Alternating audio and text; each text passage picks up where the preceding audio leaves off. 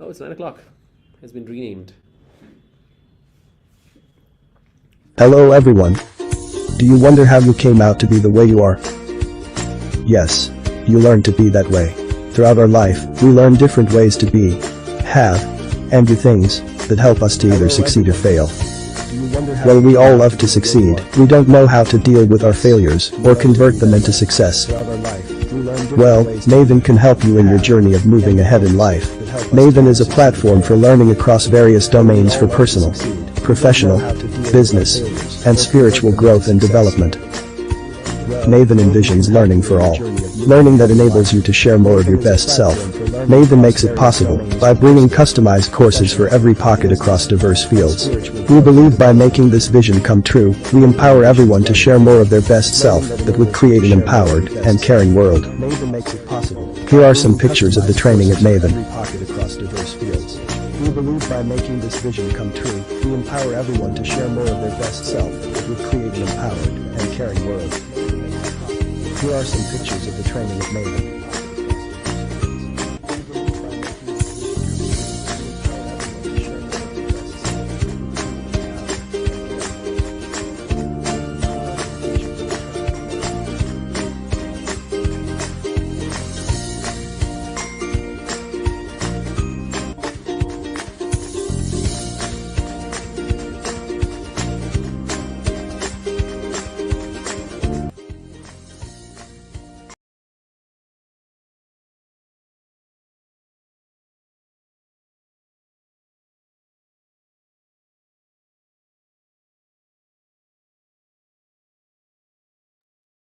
Welcome, Sai. Please start. I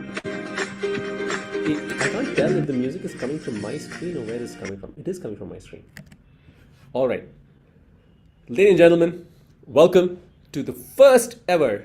No. Actually, the second time. The first time was when Pandit Nehru said it. He called it the Tryst with Destiny, which was the iconic speech that he gave commemorating and welcoming India's independence from British Raj back in 1947. And 2025 is the next time we're having a Tryst with Destiny. And this Tryst with Destiny has not just Indians celebrating India's independence, but we also have guests from across the world, literally from one end of the world to somewhere towards the middle of the other end. Hopefully you'll have a few people joining from America also very soon. But the idea is that this is not just a celebration of India's independence, it's a celebration of India's independence alongside people from all over the world. Lorna, welcome. I'm so happy to see you. And E.T., of course, also a friend of mine and a fellow comic, all the way from Indonesia. He says it in the chat as well. We have a few people in our YouTube. We can see that there are a few people joined from there. Shaban, I'm going to ask you to maybe keep them engaged on chat. Please drop in all your messages on YouTube if you have any chat messages to share, any wishes to share with each other. Please go ahead and do that. This Zoom link that we are hanging out at, we have about 7 people here. Hopefully in the next 5 minutes, we'll have a few more people to join because our first performer is already here. He's ready to go. He's all lined up. He's got his audio video checked. He's got his very, very distinguished glasses that he wears. He got them on. Now, I was thinking that, the British, it must be tough being English because literally multiple times a month and entire countries celebrate being free of them. Can you imagine how hated they must feel? They wake up in the morning and, oh man, is it now Papua New Guinea's turn to tell us that we didn't want you, go get out of here? And they're celebrating that. It must be the worst feeling, no? Have you ever felt this despair? Can you imagine the despair? Every morning you wake up and somebody says to you, you know what? I'm so glad you're not part of my life anymore. That's the life that the English have. They obviously have a lot of wealth and a lot of colonial money that they gained and they've taken back to their country and all that. They have a great GDP and everything, but I would not want to be in their shoes where nobody wants to be. They're just happy that English are not there anymore. Imagine. And this is not just a few countries here and there. It starts from the Western Hemisphere. America celebrates independence from the British. Then a bunch of countries in Africa do. South Africa does. I can see Lorna putting up her hand. Same feeling as my ex felt. Yes, ET. Did your girlfriend also, ex-girlfriend also have a celebration? I'm no longer with ET. Yay! I broke up with ET. Is that how it is? Oh man, now this is even worse. You're still single and yet There are people celebrating not being with you. Now you go from left to right. You go. America started off and has been doing that for 250, more than 250 years. Like for 200, no, nearly 250 years. That we're super happy that the British are not here, part of our lives anymore. Then you move towards Europe. There must be a few. I mean, Ireland and Scotland and Wales are still struggling, but yeah, they're next to England, so they can't really have a choice in that. Then you move to Africa, a bunch of countries there. Then you move further south towards South Asia. There's India, Pakistan, Bangladesh. I mean, I guess Bangladesh. I don't know what they celebrate, but do they even observe this? But yeah, and then you move across, and there's countries in the East Asia also.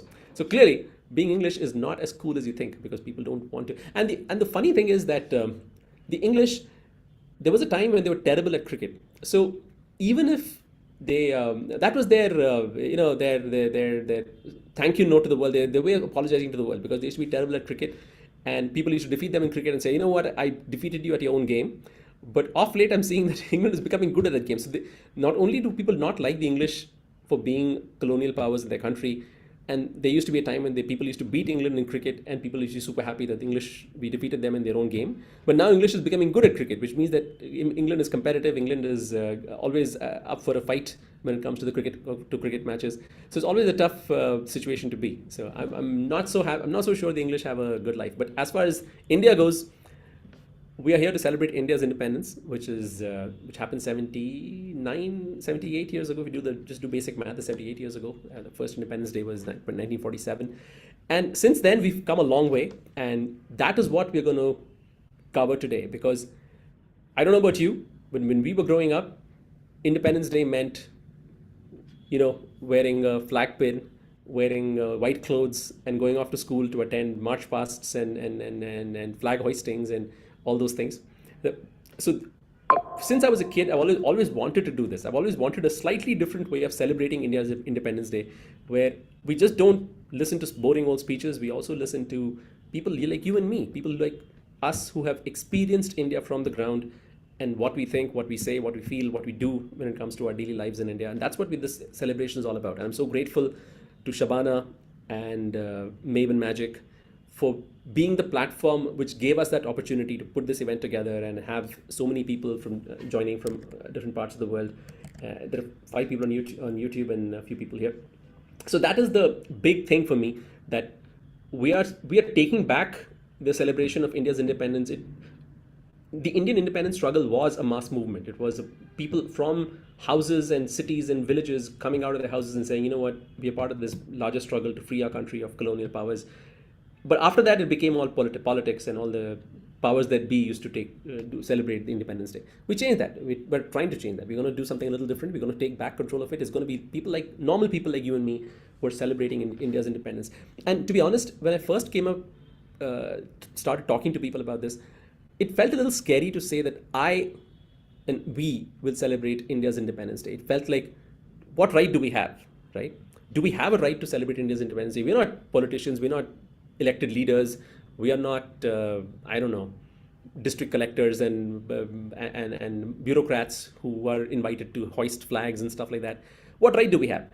And then the consensus was, India's independence is not just for the politicians, also for us. So which is what we are here to celebrate. I'm so excited that this idea has come to fruition, and we have some amazing performers in comics and speakers who have agreed to be part of this. Let me hide my, how do I do that? Yeah, let me use this. So that list you see, our lineup today is Saif Ali, who's going to do stand-up, and their Instagram handles are on screen. So feel free, if you like their performance, if you like their content, to find them on Instagram, follow them, because this is a free event. The only payment we get, the only promotion we can do is to let people know that we exist. And that's what this event is all about, and these Instagram handles are for. If you like their work, if you like their comedy, please go ahead, follow them on Instagram, let them know that you found them and you saw them first on the second Tryst with Destiny, which was conducted by Mavin Magic, and you watched it live on YouTube or Zoom or any of those things. So it's 9:10, and I think as per the schedule, we're going to start.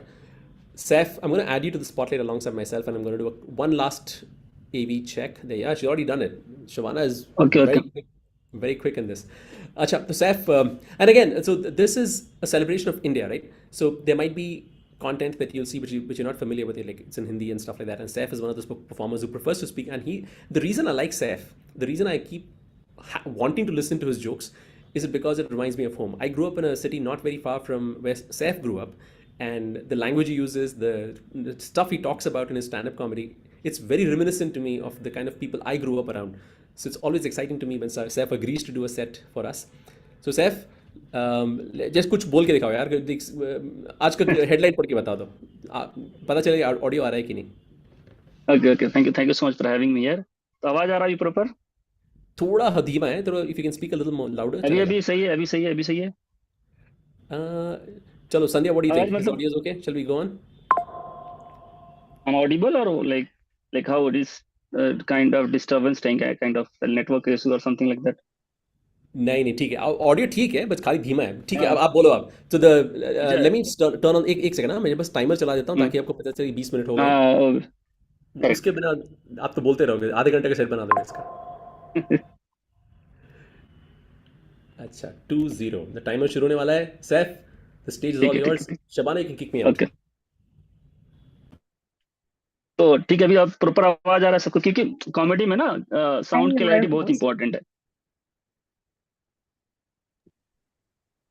Okay, आवाज आ तो रही है? है ना, मेरा नाम सैफ अली है और हम प्रॉपर बिहार से ही हैं, बट अभी बैंगलोर में है 10-15 साल से इधर. तो आज पता है कि पहले तो स्वतंत्रता दिवस को सबको बधाई. ओके, तो I have study from government school, पूरा प्रॉपर हिंदी मीडियम में. तो अभी साई भाई बता रहे थे कि अगर आज के टाइम में अगर ब्रिटिश अगर यहाँ पे रहते क्या होता. मेरे लिए सबसे डिफिकल्ट काम होता है कि फिर हमको इंग्लिश बोलना पड़ता.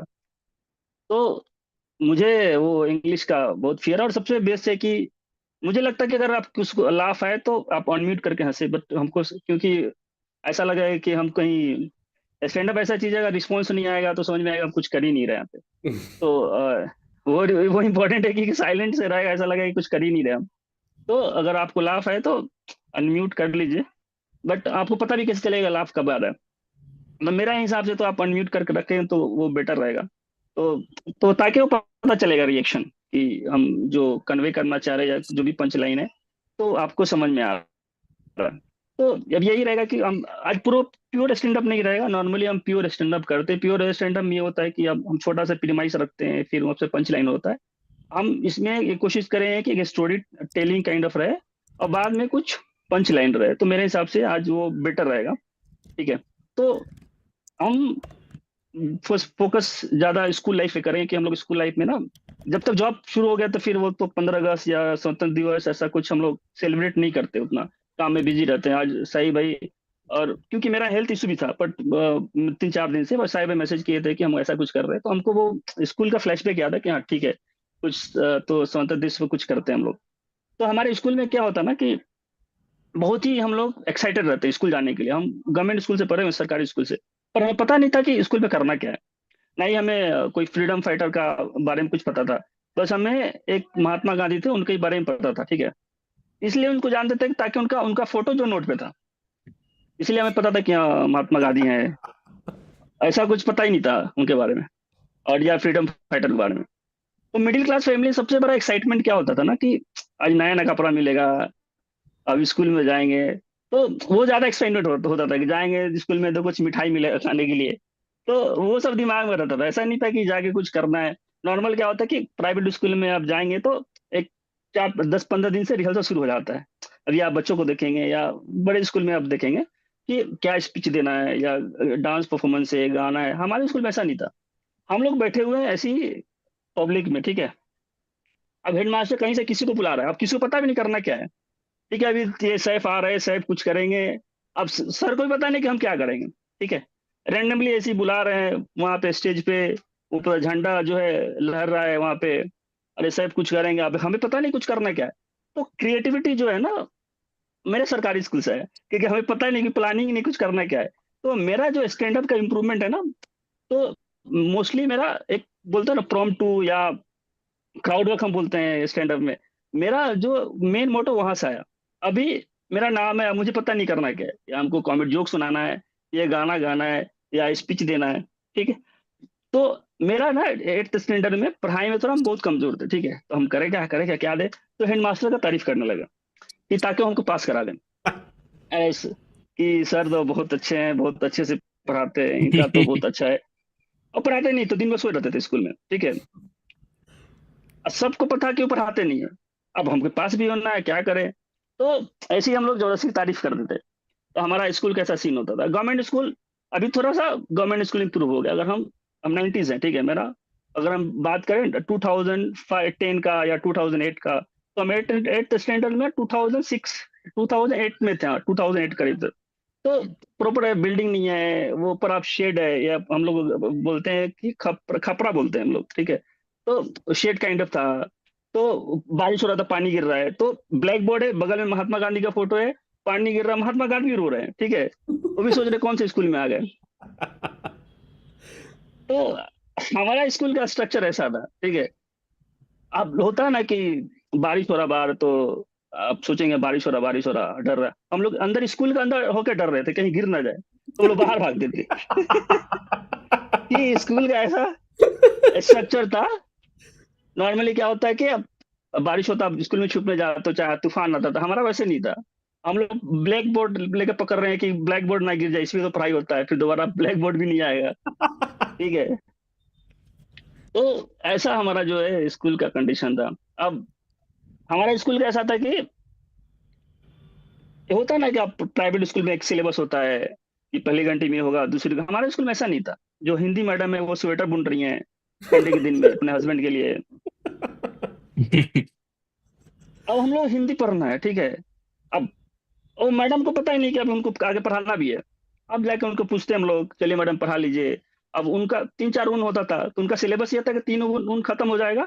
ऊन मतलब एक गोल ऐसा राउंड रहेगा, तो खत्म हो जाएगा तो पढ़ाने जाएंगे, ठीक है। तब हम लोग उनको देखते रहेंगे, अच्छा अभी दूसरा चल रहा है, अच्छा तीसरा चल रहा है, अभी खत्म होगा तो पढ़ाएंगे। तो हमारा ऐसा होता था। अब हमारे जो मैथ वाले टीचर है वो सो रहे हैं पेड़ के नीचे। तो मैथ का क्लास तब होगा जब उनके चेहरे पे धूप आएगा। तो हम लोग वेट करेंगे, अच्छा अब धूप हो गया, अब पढ़ाने आएंगे सर जी, ठीक है। तो हमारे स्कूल में ऐसे पढ़ाई होता था। तो ये सब सारी छोटी सी थी। तो 15 अगस्त में मेन एक्साइटमेंट हम लोग का था कि नया कपड़ा आएगा। ये सारी चीजें के लिए एक्साइटमेंट रहता है मिडिल क्लास में। हम लोग पता नहीं था कि हाँ 15 अगस्त में करना क्या है। बट सबसे बेस्ट फ्लैशबैक में हम जाते हैं तो वो चीजें याद होता है कि जो हैप्पीनेस, अभी सारी चीजें पता है बट वो खुशी नहीं है। तब मुझे पता कि 15 अगस्त क्या है, हम लोग आजादी क्यों मिला, सब सारी चीजें है। बट वो हैप्पीनेस अब नहीं, हाँ अच्छा, ठीक है बुक पढ़ लिए। बट जो एक्साइटमेंट था उस टाइम पे, जब कुछ भी ना जान कर एक्साइटमेंट, उसका जो मजा था ना उसका अलग था। मतलब कुछ पता नहीं है फिर भी खुश है, क्यों खुश है पता नहीं। स्कूल जा रहे स्कूल जा रहे, लोग पढ़ने के लिए जाता है तो हम लोग पता नहीं कब पढ़ेंगे नहीं पढ़ेंगे, खेल रहे क्यों खेल रहे पता नहीं। तो एक होता है ना कि आपको चीजें पता नहीं है कुछ। तो लाइफ का जो मजा होता है, अभी क्या बच्चों में ना बहुत प्रेशर हो गया, आप देखेंगे कि 5th क्लास में बच्चा है, 6th क्लास में, उसको इतना प्रेशर है, उसको लाइफ में उसको सारी चीजें पता है, ठीक है। तो उसको 6 बाद करना है, 7 बाद क्या करना है, 8 बाद क्या करना है। अब उसको प्लानिंग पूरा चल रहा है, उसकी वजह से उसके अंदर प्रेशर भी आता है। तो मुझे ऐसा लगता है जब बच्चों पे प्रेशर आता है ना, क्रिएटिविटी छुप जाता है, ठीक है। अब हमारे स्कूल में क्या आता था, कभी कभी प्राइवेट स्कूल के बच्चे और गवर्नमेंट को मीटअप होता था, कोई स्पोर्ट्स डे हो रहा है, ठीक है। तो प्राइवेट स्कूल के बच्चों को पूछा जाता था कि what do want to be, तो वो बोलता है I want to be engineer, I want to be doctor, और I want to be astronaut. अब हम लोग हालत खराब है, हम लोग से पूछेगा। अब हम लोग पता नहीं था कि 12 होके कुछ बनना भी होता है। अब हम, मेरा एक दोस्त था कलुआ, ठीक है। तो वो देखने में गोरा था, बस नाम कलुआ था, ताकि नजर ना लगे। तो तो हम लोग का टेंशन अलग लगा हुआ है कि ये सर पूछेंगे कुछ, क्या पूछेंगे क्या नहीं पूछेंगे। तो मेरा दोस्त को उठाता है कि बताओ तुम क्या बनना चाहते हो। बोलता है I want to be madam देवर। बोलने का उसका रीजन ये था कि मैडम हम लोग की क्रश थी, ठीक है। एक थी इंग्लिश मैडम, थोड़ा यंग थी उस टाइम पे। और तो हम लोग वो क्रश थी। तो इंग्लिश भी पढ़ाती थी और साथ साथ में साइंस भी पढ़ाती थी, क्योंकि हमारे स्कूल में कुछ स्पेशल टीचर नहीं होता था। अभी आप देखेंगे इंग्लिश के अलग टीचर है, साइंस वैसा नहीं था। हमारी जो मैडम थी सब पढ़ाती थी, बट उनका आता था सिर्फ इंग्लिश, और पढ़ाती थी सब। क्योंकि प्रॉब्लम ये था, हमें भी नहीं आता था, उनको भी नहीं आता, पता नहीं चलता पढ़ा क्या रहे सीख क्या रहे, बस पढ़ रहे। वो तो बाद में मालूम चला कि हाँ ये देखो, बायोलॉजी को फिजिक्स पढ़ा रही है, केमिस्ट्री को बायोलॉजी पढ़ा रही थी। तो ऐसे ऐसे पढ़ के हम लोग निकले। अब बेस्ट पार्ट ये होता है कि हम क्वेश्चन पेपर लिख दिए, अब मैडम को पता नहीं है कि हम लोग गलत लिखे सही लिखे हैं। वो अपने मूड के हिसाब से, अगर उनको पीरियड आया है तो 5 नंबर देंगे, मूड खुश है, अगर हस्बैंड खुश है तो 10 नंबर देंगे, 20 नंबर देंगे। तो उस हिसाब से हम लोग का नंबर भी आता था। मैडम के मूड के हिसाब से रहता था, तो उनको पता नहीं था कि आंसर क्या है। तो ऐसे कर करके हम लोग स्कूल में पास होते थे। जिससे मैडम पढ़ाती थी इंग्लिश, तो मतलब इंग्लिश तो टीचर थी, बट इंग्लिश में उनको नहीं आता था। उस टाइम हम लोग हिंदी मीडियम से थे हम लोग, तो इंग्लिश अगर वो बोलते हैं आई ईट अ मैंगो, लगा वो कितना इंग्लिश आ रहा है उनको। क्योंकि उस टाइम वो सेंटेंस सुनना ऐसा लगा कि वो क्या ही मैडम बोल रही है, अब तो मैडम तो बोली इंग्लिश तो अच्छा ही कुछ होगा। तो वो पढ़ाती थी कुछ एक्टिव वॉइस, पैसिव वॉइस। तो मैडम क्या था, मैडम हम लोग का क्रश थी, ठीक है। तो मैडम पढ़ा रही ब्लैक बोर्ड पे कि बच्चों ब्लैक बोर्ड पे ध्यान दो। हम बोले कि हाँ मैडम हम लोग ध्यान दे ही रहे हैं। बोलती मैडम यहाँ, मैडम बोलती यहाँ ध्यान दो। हाँ मैडम, ध्यान तो हम लोग दे रहे हैं जहाँ देना चाहिए। अब मैडम पढ़ा रही हैं active voice, Saif it's a mango. Passive में होता है, पैसिव में होता है Ouch. Looks like Seth dropped off. So I'm gonna spotlight myself until. Hey, Seth is back. So Seth, कहाँ हो भाई आप?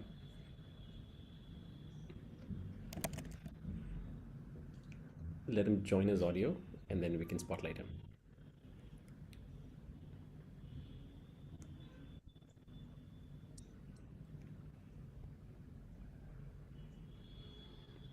Ouch.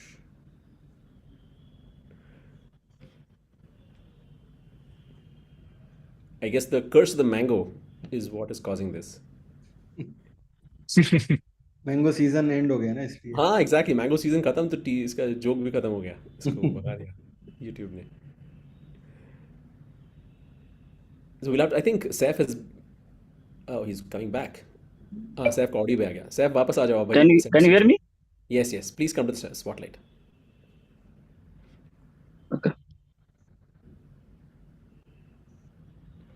या carry on. Okay, sorry. I think I don't know what happened. It might be some network issue, I guess. कोई बात नहीं। Suddenly I disappear like anything. Okay. तो अभी बता रहे थे स्कूल का कि मैडम इंग्लिश पढ़ा रही हैं। अब हमें भी नहीं पता, मैडम को भी पता नहीं पता है, ठीक है, बट पढ़ा रही है कुछ ना कुछ। एक्टिव वॉइस पैसिव पढ़ाती थी कि Saif it's a mango, active voice. Passive voice होता था कि a mango is eaten by Saif. हम मैडम से बोले कि आपको डाउट है क्या कि हम आम खाएं? अब पैसिव से क्यों पूछ रहे हैं, हमसे क्यों पूछ रही है? हम खा लिए तो काम खत्म हो गया ना। आप ऐसा क्यों, mango is eaten by Saif, हम खा लिए, हमको आपको भरोसा नहीं हम पे। तो मैडम बोलती है नहीं नहीं ऐसा नहीं, मतलब ऐसा रूल होता है। हम बोले कि क्या रूल? हम बोले कि my love is done by my madam. कैसा लगेगा? आई लव माई मैडम, ये तो अच्छा लगे ना। तो ये आप काहे कर रही मेरा काम? तो ये पैसे भी का तो हमको जरूरत है, समझ में नहीं आ रहा है फालतू का। एक तो एक्टिव याद नहीं हो रहा, पैसे भी घुसा रही है, ठीक है। हम सैफ इट्स मैंगो, काम खत्म हो गया ना। अब मैंगो से पूछने का जरूरत है कि हम आम खाएं कि नहीं खाएं, ठीक है। तो मैडम बोलती है कि तुम ऐसे लिखे एग्जाम में, अगर फेल हो पास नहीं होगा तो। हम बोले हमको पास ही नहीं होना है, पास ही नहीं होना है जब तक आप पढ़ा रही हैं। हम बस आपको ही देखना है, बस पास होना ही नहीं हमको, ठीक है। पास हो गए क्या करेंगे, पहले कुछ एम्बिशन ही नहीं होता था करना क्या लाइफ, ठीक है। तो वो अब इंग्लिश का पीरियड खत्म हो गया, अब पढ़ा रही साइंस। तो साइंस अब बोलते हैं बच्चों ठीक है अब साइंस पढ़ते हैं। साइंस में एक होता है आर्किमिडीज का सिद्धांत कि जब किसी हम फ्लैट वस्तु को पानी में डालते हैं तो डूबता नहीं है, क्योंकि नीचे कुछ बल काम करता है, ठीक है। तो मैडम 2 दिन से अपना मोबाइल ढूंढ रही, मोबाइल इनको नहीं मिल रहा है। कलुआ क्या किया था, मोबाइल नदी में फेंक दिया था, प्रैक्टिकल टेस्ट कर रहा था। अब कलुआ आता है दौड़े दौड़े, कहा है मैडम, कहाँ पढ़ाती है आप हैं? मोबाइल फेंक के आपका पानी पानी में डूब गया। या तो आप गलत पढ़ा रही हैं आपका, या तो रूले गलत है। हम बोल रहे हैं कि नहीं नहीं मैडम गलत नहीं हो सकते, रूले गलत है। क्योंकि हमको मैडम बड़ा पसंद थी, रीजन ये था कि पास कर देती थी। तो हम बोले ना ना मैडम तो गलत हो ही नहीं सकती। रूल गलत है, रूले गलत होगा, वो सोच सही से नहीं बनाया है। मैडम तो जो बोली सही बोली, हमको तो पूरा मैडम पर भरोसा है, ठीक है। तो ये सब हमारे स्कूल में होता था। तो मैडम बोलती कि होमवर्क दिखाओ, होमवर्क बना क्या है? हम बोले कि बनाए हैं बट हम दिखा नहीं सकते। बोलती क्या किया है तुम? हम बोले घर में झाड़ू पोछा मम्मी कराई हैं। वो हम कैसे दिखाएं आपको? वो घर का काम दिखा नहीं सकता आपको। तो ये सब हमारा होमवर्क है, हम कैसे दिखाएं आपको, ठीक है। तो ये सब सारी चीजें होता था सेम टाइम पे। अब हमारे स्कूल में ऐसा था कि मिड डे मील मिलता था, यानी गवर्नमेंट की तरफ से दोपहर में खाना मिलता था। हम लोग लंच ऐसा कुछ लेके नहीं जाते थे, उधर बाद बाहर में खाना बन रहा है और अंदर सर सोचिए कि सर पढ़ा रहे हैं कुछ, कि बच्चों ब्याज होता है कि हाँ देखो ब्याज कैसे निकालते हैं, उधर हेडमास्टर चिल्ला रहा है, अरे तुम प्याज लेकर आओ, पहले पहले तुम ब्याज निकालना बाद में। बच्चे सब भूखे पड़ा है सब। हम बोले सर जा रहे हैं प्याज लाइन, धनिया भी ले लीजिएगा थोड़ा, कि हमको थोड़ा खिचड़ी में तड़का चाहिए, हम ऐसे हमको अच्छा नहीं लगता है। तो सर ही जा रहे सब्जी लाने, हम फिर बैठे हुए वेट कर रहे हैं, अच्छा सर आएगा तो फिर पढ़ाएंगे। तब सर आते हैं लेके फिर, क्योंकि चलो ठीक है अब सब्जी आ गया है, हम बोले टमाटर वाले हैं लिए, बोले नहीं लिए, तो हम लोग नहीं पढ़ेंगे फिर। टमाटर तो चाहिए खाना में, टमाटर नहीं तो फिर हम पढ़ भी नहीं करेंगे। तो फिर सर रिक्वेस्ट करा, अच्छा तो हम ला देते हैं तुम पढ़ो। तो कुछ ऐसे टीचर थे जो प्यार से पढ़ाते थे।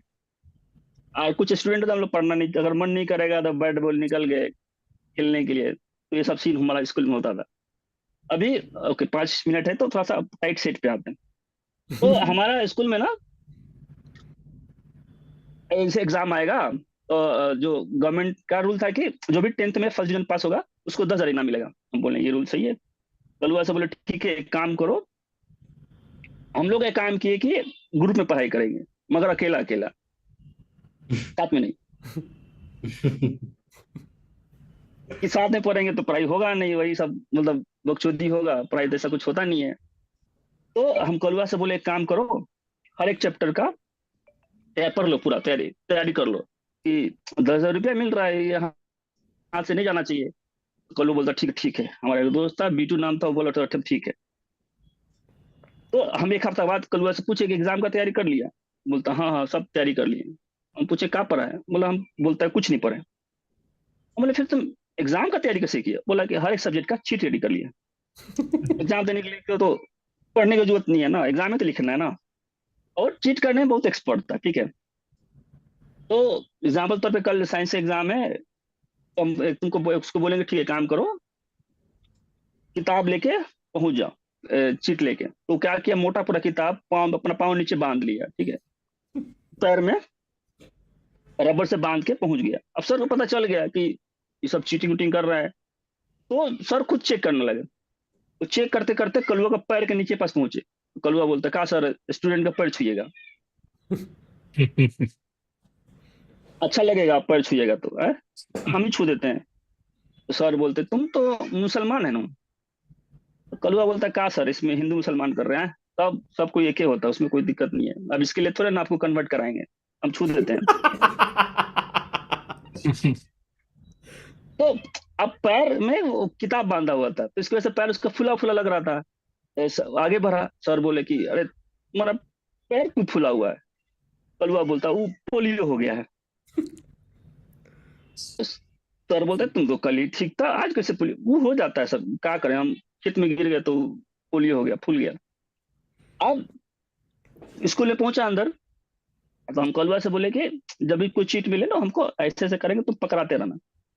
ऐसा सेटिंग हो, ऐसे बैक टू बैक हम लोग 4 दोस्त पीछे बैठे थे, ऐसा सेटिंग हो गया। क्योंकि पढ़ाई तो हुआ नहीं है, और 10th का बोर्ड एग्जाम है, हमें पता है कि स्कूल में जाएगा नहीं, तो अभी चपलोसी भी करेंगे टीचर का कोई फायदा नहीं है। हम लोग सर का पूछ भी नहीं रहते कुछ, ये तो बोर्ड का एग्जाम है तो कहीं और जाएगा पेपर चेक करने के लिए। तो ये था कि कुछ ऐसा नहीं कुछ भी लिख सकते हैं, ऐसा कुछ चपलोसी भी नहीं कर सकते कुछ नंबर आ जाए। तो ये क्लियर था कुछ लिखना है, कि कैसे ही पास होना, 10th तो पास हो जाए कैसे। हम लोग पढ़ाई हुआ कुछ हुआ नहीं है, ठीक है। तो कलुआ से बोले कि तुम जो जो मिले हमको देते रहना। वो आधा घंटा से पलट रहा है। हम उसके पास पहुंचे, क्या हुआ, बोल रहा हमको पेज पलटने में मजा आ रहा है, साल भर से हम पढ़े नहीं थे, आज किताब देखे बड़ा मजा आ रहा है, अच्छा सा किताब है। हम बोले साला अभी एग्जाम है भाई, जल्दी से ढूंढो क्वेश्चन है। तो उसको कुछ मिला, पलट रहा न्यूटन का फोटो आया। कलुआ बोलते हैं ये न्यूटन क्या कर रहा है इधर। हाँ, हम बोले साइंस का किताब है। अब सब हिंदी में लिखा हुआ था, क्योंकि सब बुक हिंदी में होता है, वो हिंदी का समझ के उठा के लेके चला आया था, है साइंस का। वो लेके पहुंच गया था, कभी किताब खुला नहीं, उसको पता ही नहीं कौन साइंस है क्या है। और वो तो जो किताब खाली देखा हिंदी में लिखा है लेकर चला आया। अब था साइंस का। बोले चलो अब जो हुआ सो हुआ। मेरे पास एक हिंदी किताब उसको दिए कि देखो अब जो मिलेगा हमको पकड़ाते रहना, ठीक है। हम धीरे से टाइप करेंगे तो पकड़ा देना। हम ऐसे से किए, हमको सिगरेट पकड़ा रहा है। हम बोले धीरे से उसको बोल, "ये तुम साला सिगरेट काहे दे रहा है?" बोलता है तुम टेंशन वेंशन में होगा, मारेगा तो टेंशन जाएगा। बोले साला तुम करियर डुबाने में लगा होगा है। ऐसे ऐसे करके हम लोग पास हुए। तो मेरे हिसाब से टाइम अप हो गया। खैर, इट वाज नाइस। हमको अच्छा लगा बात करके स्कूल के लाइफ के बारे में। थोड़ा स्टोरी टेलिंग था, थोड़ा हम कुछ सोचे कि एक कहानी अच्छे से बताते हैं, इसको एक्सप्लेन करके। Thank you so much for me having here, and you can, if you like my stand up, so you can follow me Insta. Yes. So speaking of following Saif on Insta, hey, where's that little piece of paper I was using to hide the screen? Wait, let me. Okay, there it is. I will hide my face so you can see Saif. He is on there. He's stood up Saif. He's on Instagram and he's really funny. His content on Thanos and the Marvel universe is also super funny. So Saif, thank you so much. A big round of thank you applause so for much. Saif for thank being you our so much for opening, having me here. I was हमारे opening batsman थे, क्या बोलते हैं उसको, पहले बल्लेबाज. So पहले बहुत बल्लेबाज बहुत स्ट्राइकर। हाँ. So हिस्टोरिकल बल्लेबाज थे आप. Thank you so I, much. I was I was Raul Dravid. I was not played that much fast, but I think it was very might be defensive kind of joke. So yeah. अरे लोग हंसे ना, और क्या चाहिए, छोड़ना है, ज़्यादा मत सोच. It's Okay, okay, thank you. you should keep all the jokes that you charge money for. बोलो कि जब देखने आओगे, शो देखने आओगे, तब अच्छा वाला जोक सुनाएंगे. अब बस ट्रायल वर्जन मिल रहा है आपको. करेक्ट करेक्ट करेक्ट, ये हमको सेंटेंस यूज करना था शुरू में, ताकि थोड़ा कवर अप भी हो जाता। अरे अब अगला अगला कमीशन करेगा ना वो सब. ठीक है। चलो, thank you so much Saif. I am gonna. Thank you so much. चलो, हो गया. नाउ देखिए, ऐसा है कि we have a whole sequence of speakers and performers and people talking about different aspects of India, and the next person coming up is gonna be Aniket, but we have a little bit of time before that, and let me show Aniket along with his Insta handle. His Insta is aniket.amdekar. And no, not yet, not yet. Saif, I'm sorry, Shabana, you can drop Aniket for now. I have 10 minutes in which I have to kill time. So, कैसा लगा? How was the opening act? Tarun Bhargav says it was great. So, what तो about the like rest अब of you can give feedback और like how you like और वो सब private में, वो सब प्राइवेट में. फीडबैक्स अभी अभी तो हम लोग बस क्या बोलते हैं उसको. हाँ, मतलब फनी स्टोरी कुछ ऐसा स्कूल का कुछ रहे किसी का तो। मजा हाँ. आया भाई। So, कुछ बोलना हो, कुछ बताना हो तो प्लीज बता दीजिए उसको. सैफ इज ऑलवेज स्कूल का लाइफ आपको। And Saif, your teacher that you remember, हमारे स्कूल में भी एक टीचर थी उसका. We had a teacher that we used to admire for reasons other than just her teaching skills. So I can okay completely. Okay. So ये कहानी सिर्फ तुम्हारे स्कूल की नहीं है, हमारी जमाने की भी कहानी है. हम तो I was हम बस you were डायरेक्ट born बोल in दिए the उतना 90s. ही। हाँ. हम डायरेक्ट बोल दिए बस इतना, यात्रा घूम के आ रहे। हाँ. तो what you said about midday meals and all that, वो सब हमने experience तो नहीं किया, but it was damn cool stories, man, really nice stories. And वो कलवा पाँव छूने गया, वो तो मुझे बहुत अच्छा लगा. तो Shabana, you can I'll continue my hosting then, if you can. Yeah. So speaking of independence and speaking of the tryst with destiny, so everybody knows the story, right? In 1947, before on August 14th, the Constituent Assembly met and they were people giving speeches, and Nehru gave the speech saying tryst with destiny. When the world sleeps, India wakes up to freedom, and all those cool things he said. But इसमें एक problem है. There's a little problem with that entire speech. That entire speech is a false speech. It's based on falsehoods, and I'll tell you why it's based on falsehoods. Because literally, the way the world is created, when it is midnight in India, India is the only place where it's midnight. Yeah. See? So there's no way for any other country to have midnight. And if you think about it, and he said, oh, the world is sleeping. The world is not sleeping when India was gaining independence. It was daytime in, say, America side, it must have been early evening, mid-afternoon or so. Then far east में it will be early morning. So people उठ रहे होंगे चाय पीने के लिए. And they're like, अरे यार, I was supposed to be sleeping now. अरे सोना चाहिए था, इंडिया को freedom मिलने वाला है. We're supposed to be sleeping when India is getting freedom and all charged up and all that. So I think Nehru had a little bit of a data gap आ गया था. He didn't really know what is going on in the world. But there's one country which definitely had midnight at the same time, and that country is Sri Lanka, because that's the only country in the world which shares its time zone with us. And you know why Sri Lanka shares its time zone with us? Because the last time a Sri Lankan messed with Mother India, the Indian people sent an entire army all the way to Sri Lanka. They sent a monkey god to burn down the island. So that's why they're super scared. Like India, if India says it's midnight, it's midnight. We'll all catch some naps. Many of us are, people talk about the American dream. People talk about work hard, play by the rules, and you'll rise up in life and become successful in life. They all know the American dream, but Indians also have an Indian dream that many people might not be so familiar with. And you know what the Indian dream is? Any guesses? Anybody has any ideas what the Indian dream is? There is an Indian dream. Tarun, you look like you're ready to give the answer. तो बोल दो भाई. मन में मत रखो बात. आओ पियो सो जाओ. No, I mean वो तो है. That's the ideal financial independence, retire early, fire lifestyle. So the Indian dream is to go to America. And if you can't go to America, you at least go to a gated community which has names like Providence Dreams Gate. या फिर ऐसे फंडा फंडा नाम लिख, all these fancy foreign sounding names you have for those gated communities, so you don't have to interact with the regular people of India. So that's the Indian dream. And the good thing is that if you do that, if you achieve that, if you actually move into a gated community and you don't have to interact with the rest of us, the benefits are that first of all you get a nice little house to yourself. You also get all the benefits of living in India without having to actually take a flight and go to live in another country. Like you have a maid. You can still hire a maid and you can still pay them less than market wages to do work in your house, which is not fair, but people still do it. And the best part is that you don't have to speak with an American accent. So you don't have to learn the accent, you don't have to learn the language. You can continue being Indian, but live in a slightly foreign sounding place. Now, the thing with India is that India has 2 or 3 major religions. And of course, the number one religion in India, and I mean, there's no doubting it. I mean, it's understood that cricket is our major religion. And I wanted to share a few things that you can talk about on a cricket field, but not in the bedroom. And I know I hope there are no kids in this meeting. Let me make sure that there are no children in this. I don't think there are any kids watching. So let me see if I get my list of 5 things you can say in the bed. You can say on a IPL stadium, but that you cannot say in. You know what? I'll do that a little later. I don't want the kids, if there are any kids in the audience on YouTube or something, to get corrupted. So I have a few other observations about India that I think I should share with you, given that we are talking about India, Indians, and Indianness as the theme for tonight. Like, think about the fact that there are countries like England and France and a bunch of countries which have basically, they were at a few hundred years ago, they were governing major parts of the world. And you can see that Indians are not at all like that. We are thousands of years of civilization, but we're not like that at all. We're not colonial powers. And that also reflects in the kind of cities we've built. Like when England took over New Amsterdam, when the Dutch took over Manhattan, they called it New Amsterdam. And then when the British won it from the Dutch, they called it New York. So basically there was York in England and there was New York in America. There was Amsterdam in Europe, in the Netherlands, and there was now New Amsterdam.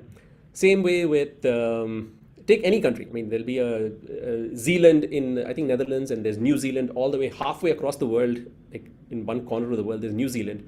But Indians are not like that. We're not those kind of people who are very aggressive in going out and grasping things. For example, the city of Delhi and the city of New Delhi are basically the same city. We're that unadventurous. Our city bhi wahi hai. We call two basically neighboring cities, we call them Delhi and New Delhi. Mumbai and Navi Mumbai are separated by a single bridge. So that's how we are. We don't have it in us to be colonial powers. We don't have it in us to go and fight and steal somebody else's city and call it New Delhi or New Calcutta or something like that. Even Calcutta, and I think maybe not. Calcutta is Salt Lake City. It's not New Calcutta. But that's how we are. We are not the kind of people who go and steal somebody else's properties and call it by their name. Now it's 9:40. Golconda on Google. By the way, Golconda on Google. I don't know what. Tarun, go ahead. If this is part of your talk later, you can leave it, or you can just tell us if you. No, it's not part of that. But you mentioned that these people going to other continents and naming things based on what they had back at their home. So the condition is not same, but still there is a Golconda in US. But there's another story behind it. It's a long story, but yeah. All right. Just wanted to add that. We will get you in on and tell us the story later. So, Yeah. Aniket, let me quickly introduce Aniket by adding him to spotlight alongside myself. And once again, his Instagram handle is aniket.amdekar. Aniket is a cybersecurity and AI specialist, but today he's not here to talk about cybersecurity or about AI. He is also deeply spiritual and he loves delving into the Mahabharata. So for the next 20 minutes, Aniket will be telling us the connection between Mahabharata and the Indian freedom struggle. Is that right, Aniket? Yes. All right, let me quickly start the timer, and the stage is all yours. All right. Good evening, everyone. And for the next 20 minutes, we are going to listen to some stories and some correlations as well. There's a TV show that I love, and the name of that TV show is Dexter. Anyone here who has watched Dexter? I can see I've seen a some few hands seasons. going up. Yeah. Awesome. Because Dexter is filled with some really awesome one-liners. One of them being, everyone lives three lives: a public life, a personal life, and a secret life. Today, we will be looking at the secret lives that were lived by the people involved in the freedom struggle, as well as some of the really important characters from Mahabharata. The story begins with a little girl who was told a mantra.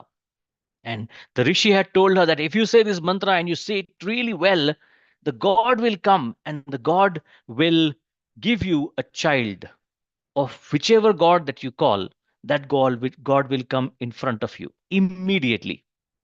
And at that time, that little girl of 16 years wasn't really that much trusting. So when the rishi left, she immediately decided to test this. So she went to the river in the early morning, and as the cool wind was breezing across her face, she looked at the sun god and she chanted the mantra. And behold, the sun god appeared right in front of her. And she really begged him that, no, I don't want a child right now. I myself am a child. But sun god said, I'm sorry, that's not how the mantra works. You have called me, now you will receive your gift. And he gifted her a child. Can someone guess what was the name of this child? Karna. Karna, absolutely. And the girl's name? Kunti. Kunti, absolutely. Thank you so much, Sai. So Kunti had gotten this mantra. Later on, when she got married, at that time, she also decided to chant this mantra. This time, she called the the god of dharma, that is Yama. She called the god of the Indraloka, that is Indra. And from Indra, she got a son, and his name was Arjun. So technically, Indra was the father of Arjun. And as Arjun is growing up, all the Pandavas are growing up. They got married to Draupadi. They were then tricked into playing the game of dice and then lose everything and go into an exile for 12 years and in hiding for 1 year, which is also called as the Agyatavasa. And the rule was, if you get found during that time, your exile gets reset. Another 12 years of exile, another 1 year of Agyatavasa.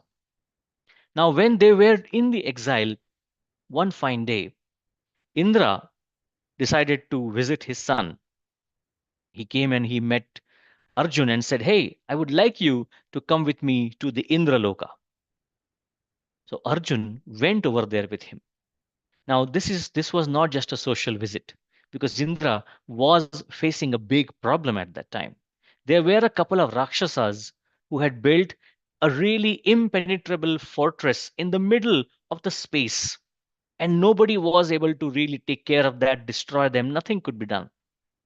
So the gods, showered Arjuna with all kinds of celestial weapons and enabled him to go there and destroy all of these Rakshasas, which he did. When Arjuna came back, all the gods were singing praises of him. There was a special dance performance that was kept in the honor of Arjuna. And there was one lady, Urvashi. I'm sure all of you must have heard about Urvashi because she was extremely beautiful, celestially beautiful. Now, she, while performing the dance in front of everyone, she kept looking at Arjuna. Now, Arjuna being married, he was looking at her like a mother, but she was looking at him with a lot of different thoughts. Now, after the performance is over, she invited Arjuna to her home.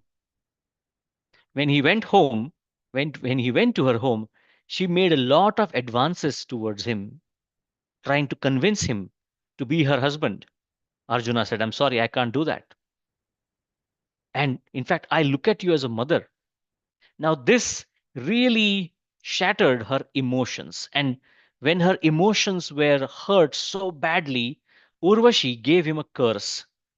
If you are really that much egoistic, go and try to feel the feelings of a woman. Go and become a woman. The moment she gives him this curse, Arjuna is now thinking, hey, I need to fight this huge battle. So he went and he told Indra what happened. Now Indra and Arjuna come back to Urvashi and say, some negotiation, please. This is not fair. He's following his dharma. He cannot be punished for that. So Urvashi says, okay, fine. Not for the whole life, but you will become a woman or a transgender for 1 year. Now guess when he used this power? During that year of Agyatkas. Agyatavasa. Exactly. When they decided to enter the kingdom of Virat. And at that time, all the Pandavas, along with Draupadi, decided to hide. And that's why Yudhishthira became Kanka, the royal advisor. Bhima became Vallabha, a cook. Arjuna became Brihannala, a music and a dance teacher to the princess Uttara. Nakul became Granthika, and Sahadev became Tantripala. And Draupadi became Sairanri, and she was the royal maid for the royal family. Now, during this entire time, as Arjuna was following that 1 year, there were many struggles that they faced. But during this entire 1 year, they were living a dual life. Every evening, the Pandavas used to unite. And then there was a lot of brainstorming being done about how do we emerge from this victorious? How do we survive the next few weeks? What are the next strategies that we need to plan? And this dual life is really interesting because a lot of times we live a dual life as well. 9 to 5, we are doing a job. When the job is finished, you're following your passion. When the passion is finished, you're doing something else. But when India was not breathing that free air, at that time, there were many of these revolutionaries who were living a dual life as well. Among them, today I wanted to highlight the story of Vinayak Damodar Savarkar or Veer Savarkar. Have any of you read this book by Vikram Sampath? It's a really great book, and it will give you so much of glimpse, so many insights into what the life of the people was during that struggle. So Vikram Sampath, with his book The Echoes from the Forgotten Past, which is the first half, and then the second half is also there, and that's the darker part of Savarkar's history. Now Savarkar, a bright student from Pune who had led a march, he convinced the students from Ferguson College, one of the most reputed college in Pune. It's still there. Still, it's a working, functioning college. He convinced them that, hey, we should not be wearing these clothes which are made from outside India. So he asked everyone to donate one piece of cloth, a royal clothing that they have. And they put all of these clothes right in front of the gate. They poured a bunch of kerosene on that. And with the chant of Vande Mataram, and they lighted it up. The blaze of that glory could be seen for a long, long distance. But more importantly, The echoes of that fire were heard in London. There is the college kid who burned the clothes that were made by the British Empire. How dare he do that? So immediately, the principal at Ferguson College was pushed to throw out the most brightest student that they had that year. But then, as Veer Savarkar was removed from the Ferguson College, he had a mentor, and the mentor helped him. That he said that don't worry, if the enemy is hurting you here, I want you to live in the heart of the enemy. Why don't you go to London and continue your studies over there? And his mentor was none other than Bal Gangadhar Tilak. Tilak was somebody who was a political rock star in those days, because the word that he says, everyone will follow that. So, with his recommendation, Savarkar got the admission in London. But even here, that those ashes from that fire were still following him, because the Britishers were aware that this boy who doesn't have any kind of fear in his mind, and as Rabindranath Tagore said, a mind without fear. That entire poem is so beautiful, where the mind is without fear. Now, as Savarkar was studying in London, he was also removed from the accommodation he was given there. And in fact, that was a blessing in disguise, because now he moved to a place which was the nerve center of all the Indian revolutionaries in London at that time, everyone living a dual life, and that was the India House, which also still exists, still functional. So, India House was the place where he met a lot of other people, one of them being Madan Lal Dhingra. I'm sure all of us have heard about Madan Lal Dhingra, because he was one of the most popular um, revolutionaries at the time. In India House, it wasn't just about the thoughts that are brewing and anger that is bubbling up, because they believed in action. In India House, there were many sessions that were carried on the topic, such as how to build bombs. What are the kinds of disguises that you can use? What are the ways you can escape a jail? What are the ways in which you can inspire an audience to take an action? And all of these topics were then practiced by everyone over there. Now, Savarkar had found this recipe of building the bombs. Now, exploding those bombs in London, it may not have that much of an impact as it may have of doing the same thing in India. And that's where he used the power of persuasion, the power of influence. Did you know that when Savarkar boarded the boat, or or the vessel that was going to London from India, because there were no aeroplanes back then, all the travel was through the water, he met somebody who was a staunch supporter of the British Empire. By the time this person deboarded the vessel, he had become a complete follower of Savarkar. During those 7 to 10 days, he was completely convinced that he needs to help his mother nation. So was the power of words. So was the power of a speech. And today we are here to practice the same. Now, Savarkar's ideas helped to create those bombs, and not just that, they also sent them all the way to India through different means and channels. These bombs were now received by a secret society called as the Nav Bharat. And this secret society was led by the elder brother of Savarkar.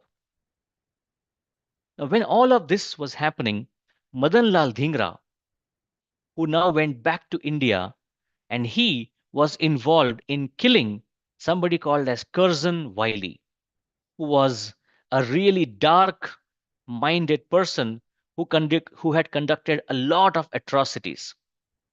When Curzon Wiley was killed, they immediately apprehended Madan Lal Dhingra. And when they investigated how did he get the gun, they found that all the components are from London. So somebody in London is proposing and supplying all this. They started to investigate a bit more. They caught the elder brother of Savarkar, and just by that association over here, Savarkar could already feel that he was in danger. And that's where he moved to Paris. Now, as he moved to Paris, he was apprehended over there. And that's when you may have heard about that story as well, where he was being taken back so that he can be put onto a trial and tried for all the things that he has done. During that time, he was doing something. He was doing calculations. He was sitting in the washroom. On the left hand side was a circular window. He was measuring the thickness of that window. He was measuring the circumference of that window to see, does my body fit through that? And with what force should I hit that window to break it open? Now, after some time, he got the plan ready. The next day, he came back to the same washroom. This time, he carried an extra shirt with him, which he wrapped around his hand, and he had a major blow to that window. Not just one, but many. His hand was bleeding, but he still continued to pound until the window gave way. It fell down, but the shattered glass was still there in that window. Now he decided to go through that window, and as he was passing, there were a lot of small, small cuts that he was experiencing. But then that was not the most fearful pain that he was going to endure that day.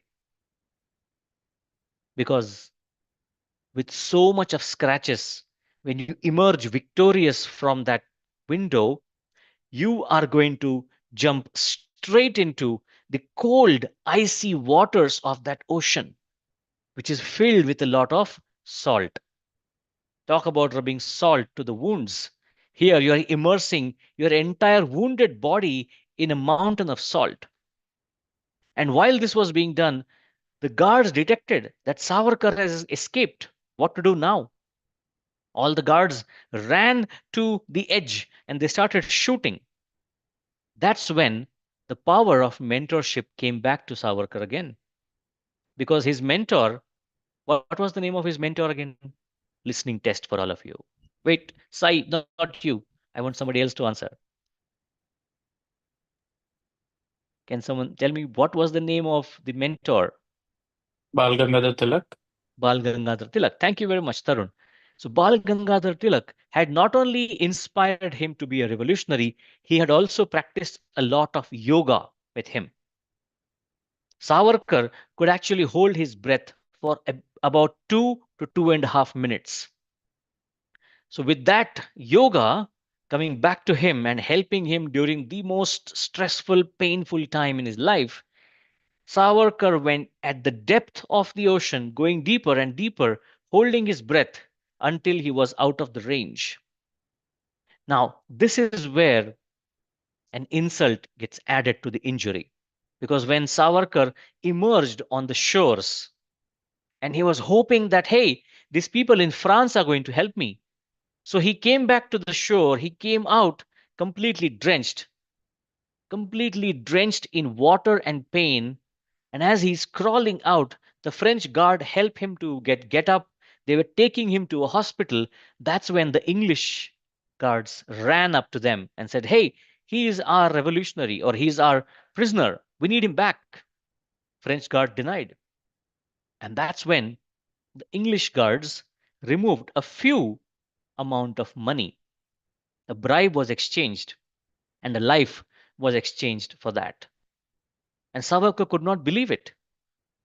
After doing all of this, after being through hell, he is now taken back to the same vessel. But this time, when his entire court hearing was done, he was sentenced to two life sentences, not one, but two.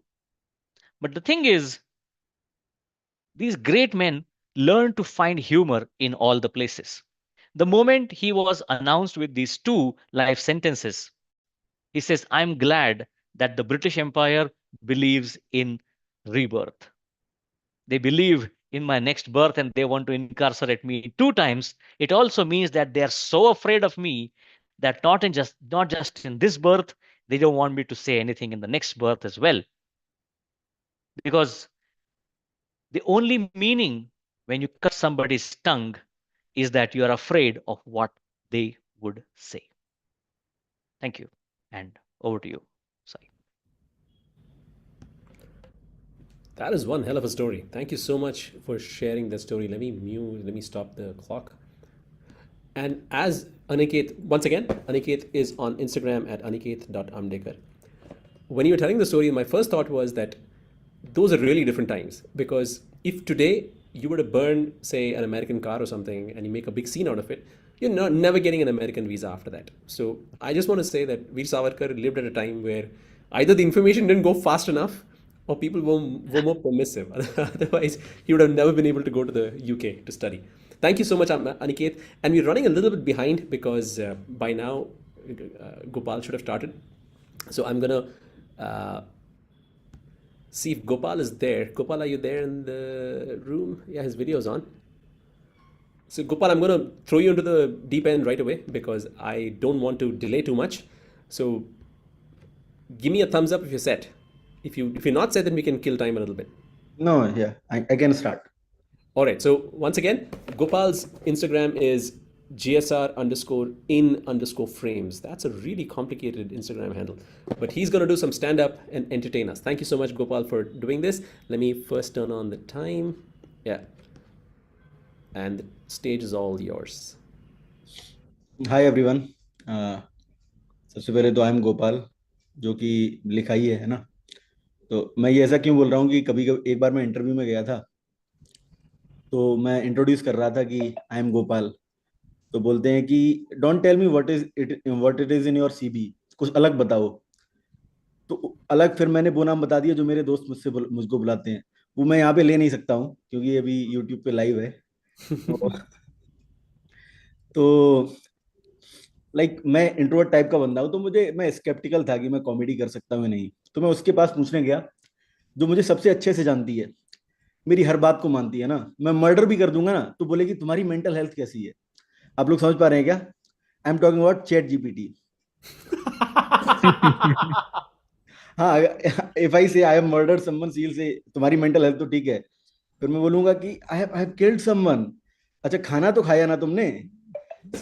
Someone has died chat GPT. अच्छा, someone has died, उसने तो खाना खाया था ना. So it is like that. So I am from India, क्योंकि मुझे states के नाम ना सुनाई पड़ते हैं और ना दिखाई पड़ते हैं. और हाँ, तभी सुनाई पड़ता है जब कोई मुझसे बोलता है ए यूपी से आया ना, चल वापस चला जा. Yes, I am from UP. और हमारी वजह हमारा कंट्री जो है वो पॉपुलेशन में नंबर 1 पर है. उसका सबसे बड़ा कंट्रीब्यूटर हमारा स्टेट ही है. आप लोग सोच रहे होंगे कि हम फैमिली प्लानिंग नहीं करते. वहां भी फैमिली प्लानिंग करते हैं, पर 3 बच्चे करने के बाद. या तो पूरे वर्ल्ड में पॉपुलेशन लिंक हो रही है, बट हमारे इंडिया को हमारा स्टेट बचा रहा है अभी. तो पहले जब अभी ये इवेंट होने वाला था, तो लाइक पहले सिर्फ स्टैंड अप होने वाले थे, राइट. तो मैं स्केप्टिकल था कि कर पाऊंगा या नहीं कर पाऊंगा. तो बाद में स्पीचेस भी ऐड कर दिए. तो मैंने कहा ठीक है, ट्राई करते हैं. अगर जोक्स लैंड किए तो स्टैंड अप कॉमेडी मान लेना, वरना स्पीच मान लेना. हाँ, तो लाइक मैं ऑनलाइन स्टैंड अप का बहुत बड़ा फैन नहीं हूँ. लाइक क्योंकि कभी कभी क्या होता है, लैग होता है ना. तो मैं जैसे जोक कर रहा हूँ, मैंने पंच लाइन मारा और किसी का लैग करा तो उसका एकदम ऐसे आएगा, है ना. और कभी क्या होगा कि मैं अपना जोक सेटअप कर रहा हूँ, कोई बंदा हंस रहा है फ्री में ही, क्योंकि वो पिछले जोक का पंच लाइन अब उसके पास पहुंची है. तो ये बड़ा अजीब रहता है. बट हाँ, एक फायदा तो है लाइक ऑनलाइन करने से, ऑनलाइन वर्क फ्रॉम होम वगैरह से भी, कि बाहर नहीं जाना पड़ता. और बेंगलोर में तो आप ट्रैफिक जानते ही, राइट. यहाँ पे या तो पब्लिक ट्रांसपोर्ट से जाओ तो आपको सैटरडे को स्टार्ट करेंगे तो आप जाके मंडे को पहुंच पाएंगे, या फिर आप ऑटो से जाओ. ऑटो में आपको ऑक्शन के थ्रू जाना पड़ेगा, ऑटो वालों के थ्रू. अगर रैपिडो पे 160 दिखा रहा है तो ड्राइवर विल बी लाइक 360 में टर्न करते हैं.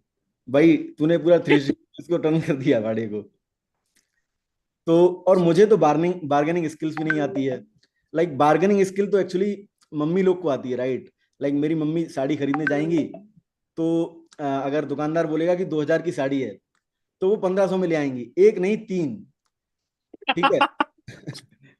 वो भी 3 ईच नहीं, 1500 की तीन। और मुझसे बार्गेनिंग करनी नहीं आती है, मैं तो भिखारी से भी बार्गेनिंग नहीं कर पाता हूँ। मुझे कल एक भिखारी मिला था, तो मुझ पे 100 का नोट था, तो मैंने उसके बोला कि इतना तो नहीं दे सकता भाई, 90 वापस कर दे। उसके पास भी जोड़ जाड़ के 70 ही थे। तो बोलता है कि अगली 2 बार नहीं मांगूंगा इसके बदले में। सो ये जोक का जो ये स्टैंड अप का थीम है, India, Indians and Indianness, right. तो मैं उतना जोक मैंने पहले लिखा नहीं था, तो मैंने कहा अब क्या करूं। तो मैंने सोचा चलो जो भी जोक होगा ना उसमें इंडिया फिट कर दूंगा कैसे भी कैसे, है ना। तो तो मेरा पहला जोक है इंडिया फ्रेंड डोनाल्ड ट्रंप के बारे में। ये जोक एक्चुअली मैंने 2018 में लिखा था, क्योंकि उस टाइम पे वो एक्चुअली में फ्रेंड था। अभी तो उसका चल रहा है ना, टैरिफ वगैरह है ना। तो अभी मैं उसने जो टैरिफ वगैरह इंडिया पे लगाया, तो मैंने डिसाइड किया मैं ट्रम्प टावर में एक लग्जरी अपार्टमेंट लेने वाला था। अब मैं उसको रिजेक्ट कर रहा हूँ। एक सेकंड, रूम ओनर का कॉल आ रहा है। हेलो। हाँ, रेंट। हाँ, नेक्स्ट सैलरी आते ही लास्ट मंथ की आपका रेंट देता हूँ, हाफ। हाँ, थैंक यू। Sorry sir. हाँ। हाँ, तो मैं जो ट्रम्प टावर में जो लग्जरी अपार्टमेंट लेने वाला था ना, उसको मैं रिजेक्ट करने वाला हूँ। तो कंट्री, हमारी कंट्री की जो बेस्ट थिंग है ना, वो मुझे लगता है कि यूनिटी इन डाइवर्सिटी, राइट। बहुत सारी लैंग्वेजेस लर्न कर सकते हैं, है ना। तो पहले मैं लाइक अगर नहीं करोगे तो करवा देंगे। पहले मैं पुणे में था, तो वहां पे मैंने मराठी लर्न की। उसमें भी पहले मैंने अल्फाबेट्स लर्न किए, फिर गालियां सीखी, और उसके बाद में कॉमन सेंटेंसेस। अब आप कहेंगे गालियां क्यों सीखी, मैं गालियां दूंगा क्या। नहीं, गालियां देने के लिए नहीं सीखी, लेकिन अगर कोई दे तो समझ तो आ जाए। ऐसा ना हो कि कोई गाली दे रहा है, मुझे लग रहा है गजल सुना रहा है। तो ये सब तो ठीक है। ये सब तो ठीक है, ये सब लैंग्वेज सीख भी लो। बट उसके बाद में मेरा एक नेफ्यू बॉर्न हुआ, राइट। तो वो तोतला के बोलता है, उसकी लैंग्वेज अलग से सीखो। जब तक मैं तोतला के बोलना सीख पाया, तब तक वो नॉर्मल बोलने लगा, तो वो भी वेस्ट हो गया।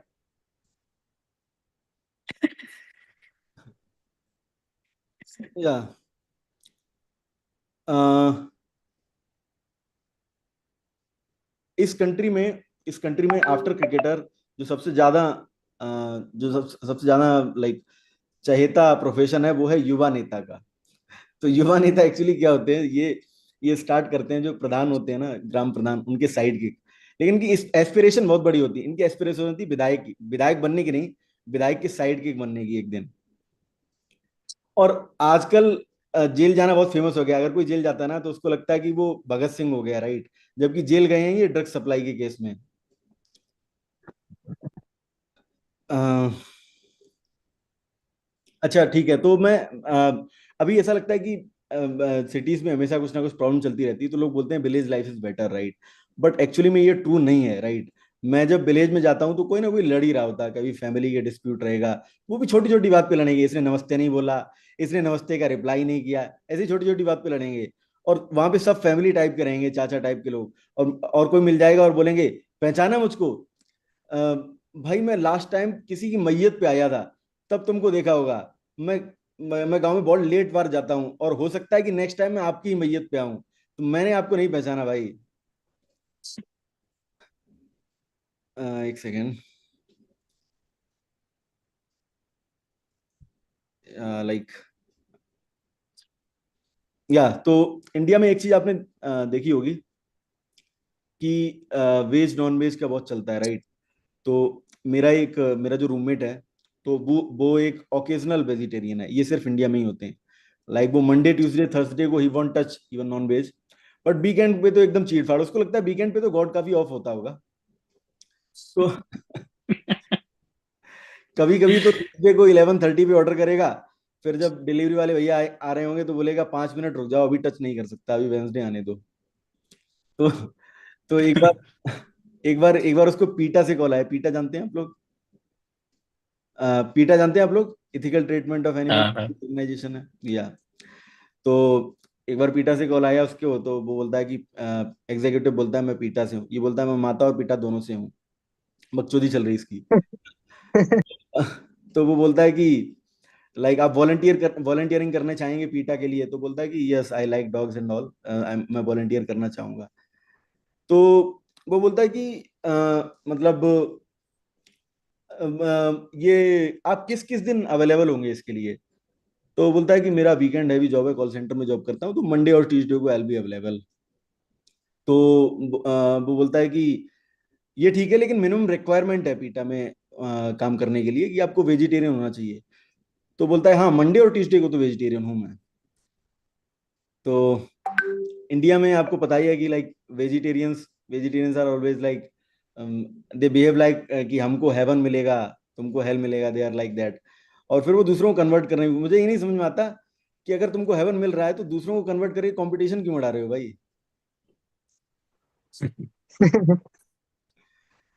तो हाँ, तो मैं थोड़ा सा लेजी टाइप का बंदा हूँ, मुझे मुझे अपने क्लोथ्स का साइज भी नहीं पता होता है ना।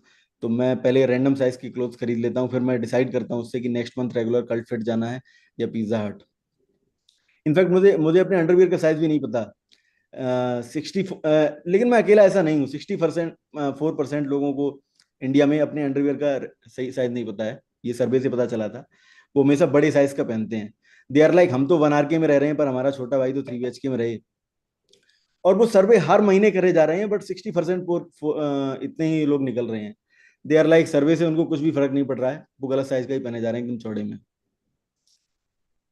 तो हाँ, या it is mostly done.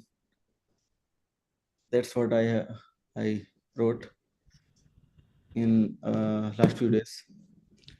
Thank you, everyone. That's Nice, totally Gopal. cool. Thank you so much, Gopal. That is, and I do empathize and sympathize with you on everything you said. Everything sounded like ये मेरे साथ भी हो सकता है, मेरे साथ भी हुआ होगा, ये मेरे साथ भी हो सकता है. And ChatGPT वाला is too funny.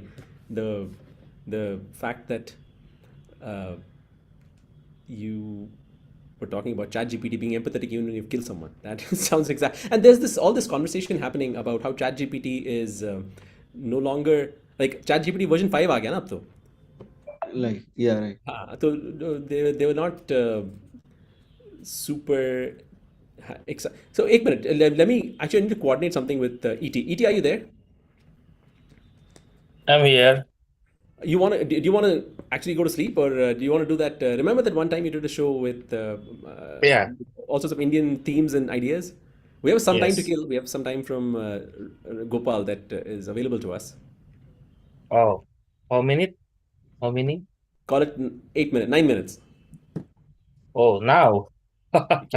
Can we get you on, because we have some time to kill? uh, Wait, let me prepare for a while. Wait. All right, so I'll give you 5 minutes to prepare, and then I'll get you in. So Tarun, you'll have to bear with us a little bit. There's a little bit of fluidity happening in the back, so you'll have to bear with us. So yeah, we were talking about ChatGPT. ChatGPT 5 आया है, तो सब परेशान हो गए. ChatGPT 4.0 कहाँ चला गया? So उसके लिए लड़ाई कर रहे थे. And Gopal, what do you do? Are you like a software guy? क्या करते हो आप? Yeah, I'm a developer. अच्छा, in what space? Like in banking, I work in HDFC Bank. अच्छा, but not like AI and all that, no?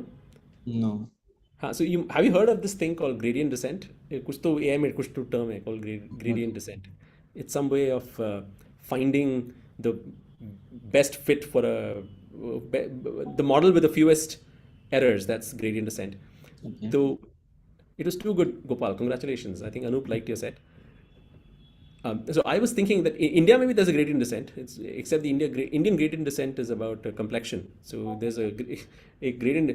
बहुत गोरे से बहुत काले तक जब जाते हो ना, तो that's the gradient descent that Indian families and Indian people follow. That's the skin complexion. Right. So anyway, I'm going to drop you from this the screen, because clearly I like to see myself on screen. ET, are you ready? Wait. Can you hear me and see me before I start? I can hear you and see you, and Clear? let me spotlight you alongside myself. Yes. So, ladies and gentlemen, we have a surprise performer, a man from Indonesia who knows more about Indian culture than you can ever imagine. ET, you have 7 minutes to kill, my friend. Oh.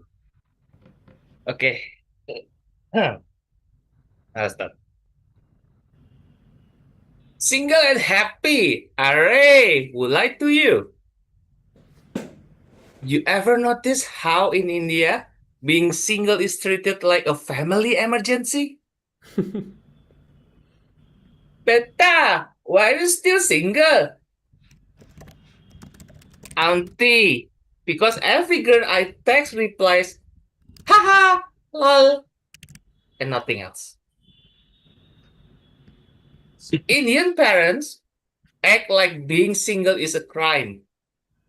My mom called the pandit to check my horoscope just to see if my Wi-Fi was broken. And my relative, every function feels like an interrogation. Hey son, when are you getting married? I don't know, uncle. Maybe right after your son gets a job?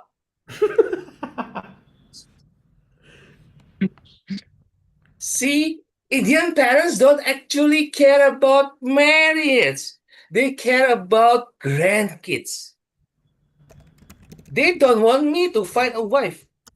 They just want someone to force feed dahi sakar before exams. Mom was like, Beta, I need to see your kids before I die. I said, Mom, you are 48. Relax. People say, Beta, enjoy your single life. You have so much freedom. Freedom? Bye. I live with my parents. The only thing I'm free to do is wear a towel in the house. And even that is risky because one random auntie is always visiting. One time I tried to go on a solo trip. My mom turned into a family vacation. I said, Mom, I'm going to Goa. She said, huh? We all go.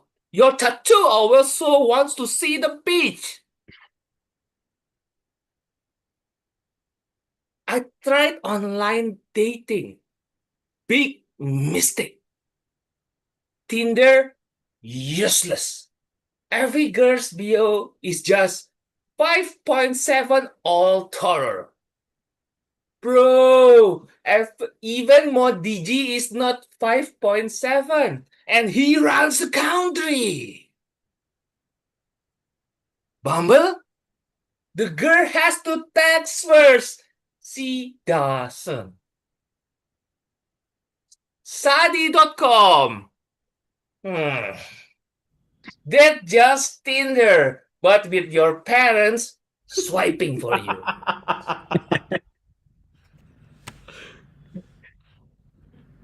One time, my mom showed me a girl's profile and said, Beta, she looks nice. I said, Mom, that's Alia Bhatt.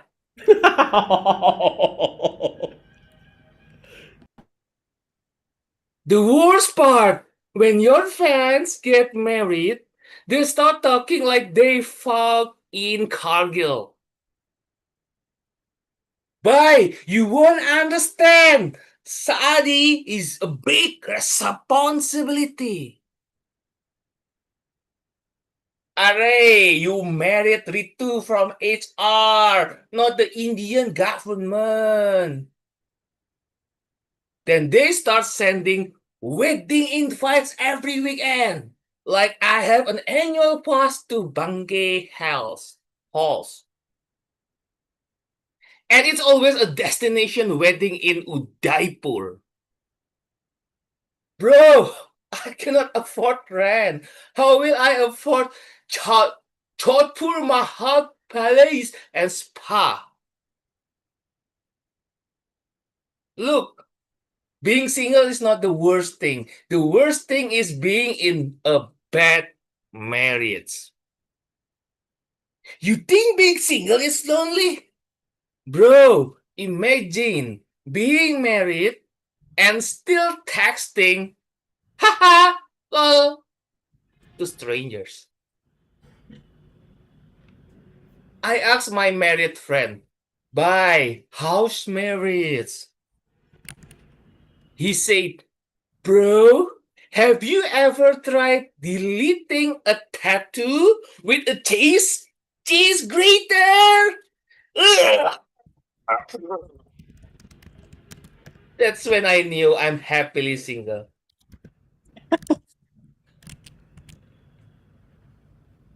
People act like being single is a tragedy.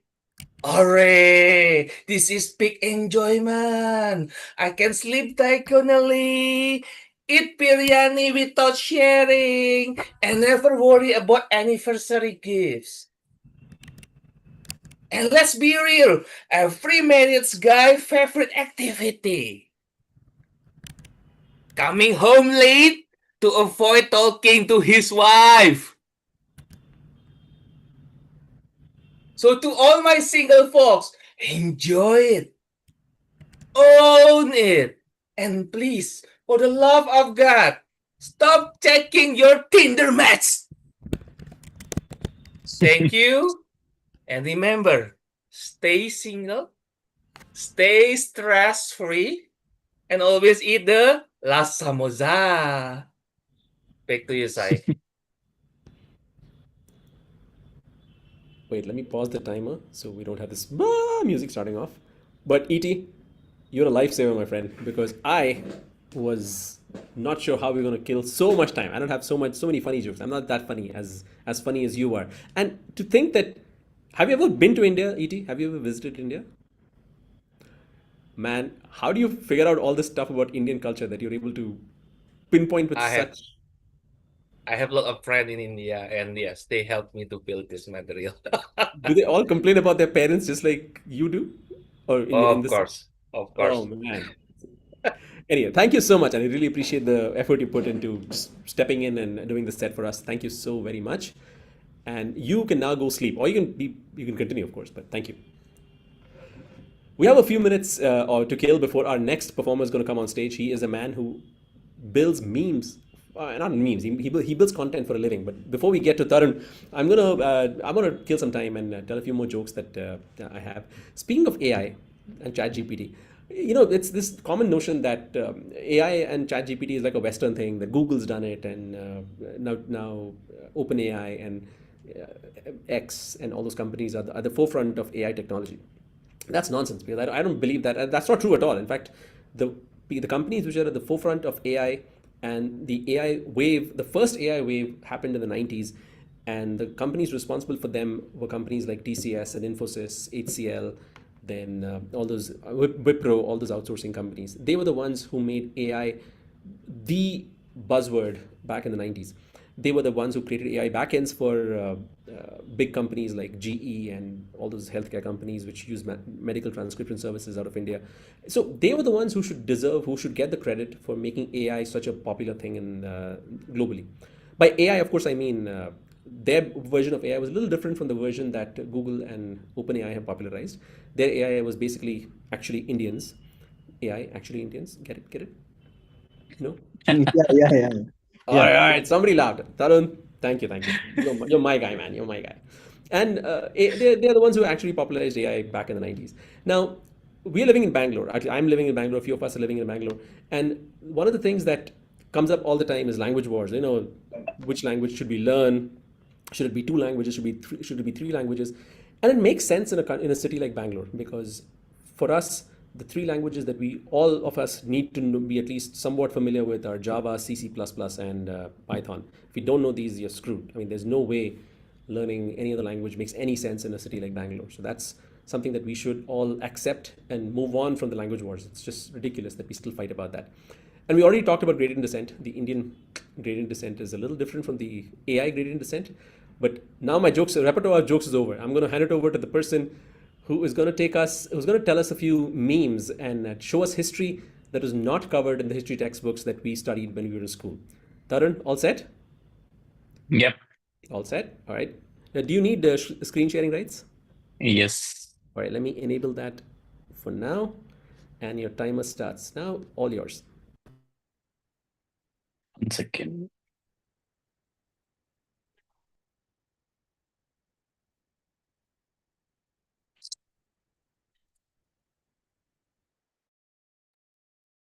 Can you see my screen? Hello? Yes. Yeah, we can Okay, see. great. Great. So Sai was talking about language wars, and the piece of history that I'm going to present today is related to that. So I guess you would find something interesting here. So have you ever wondered, there's this language war going on in India today. You go somewhere, you pack up your bags, and they say learn the language X. Then you get another job which is on another side of the country. Then there are people there telling you to learn the language Y. Then you go to some other place, and it's the same story there. Have you ever wondered how the medieval people dealt with it? Because we were always multilingual, even more than today. So just imagine, I mean, if what we have today were the condition thousands or hundreds of years ago, what would it have been like? You go to one part of the country, there you have the language people there asking you to speak that language, and so on and so forth. So I'm going to cover this aspect of our history through some jokes and some real research from history to show you what it was like and what were different instances, funny instances from history related to language. Okay, so cool. Hindustan was always multilingual, but state patronage can only go to chosen few languages. So how did medieval Indians deal with it? And what were the instances where this clash between one or more languages we see? Okay, let's come to arrival of Ghaznavis in India, in the North India, especially around the year 1175. So, okay, so this is I'm going to explain this later. For the people who can't read Hindi, I'll just explain what's happening. So the guy on the left is the let's say Muhammad Ghori, and so somebody from that dynasty. He basically comes here from somewhere from Iranian border, and he says, "Okay, now we are going to rule over Hindustan." There's a person here on the right in his who is in his court, and he says, "No, no, no. First, you have to speak this line for me." And that line is a kind of what do you call it, word riddle or something, basically some difficult sequence of words that he's asking this person to speak. It goes like this: oot oocha, oot ki peet oochi, oochi peet oot ki. Okay, this is fictional. I just made it up. But I'll explain why this makes total sense. So early Sanskrit scholars mocked Persian speaking Ghaznavids and Ghurids for not having retroflex sounds in Persian. They said Persian sounds like howling of owls. So there are some retroflex sounds, which is when you, okay, so these are the characters or the sounds which require you to touch the top of your upper jaw while speaking. So it goes like ta, ta, da, and they're primarily, I mean, like very few languages have them, and in Indian languages they are very much present, and in languages outside India they are not there as much. So that's why that that difficult pronunciation. So these early Sanskrit scholars, they were like Persian. They don't have these sounds. They call when we say them ta, they say ah. So basically, it's a bit different. It's your tongue touching the top of your upper jaw or your tongue touching the your teeth. So ta and ta, there's a difference. So yeah, that is one bit of history that shows us what happens when two languages meet all of a sudden, and there's a collision there. Okay, let's go forward. Okay, so Northwesterners against Bengali circa 1600. The guy on the left is Biplab Chattopadhyay. I'm totally making that up, but it sounds good. It does the job of telling you that he's from Bengal. His crime was that he used to listen to Puranas in Bengali. And the punishment given to him was that he was sent to a special hell, which is called Narak in Hindi, of flesh-eating serpents called Rurus. But why is that the case? So what happened was that there was this there was one text from year 1600 that was produced around that time, where they mentioned that the especially the certain section of the people who had control over the Puranas, they mentioned that if you translate the Puranas from the language that only they knew exclusively to vernacular language like Bengali, this is the punishment you're going to get after you die. So the serpent you see, it's a special serpent which rules the hell, the Narak, which is Rurua Narak, and and that's where you will be seen. So basically, this also shows this clash between two languages, how one language sees other language. And Badla achieved in 2025. So on the left, I think if you read the caption, you should be able to this should be ringing in your mind automatically. Humba, humba, rumba, rumba. If not, then just Google it or just search on YouTube. The first person you will find is her. And she got revenge just. I just knew this from just 2 days. Oh, it's just today's headline, which is that in Bengal it's going to be compulsory to for the theaters to stream one Bengali language film, by law.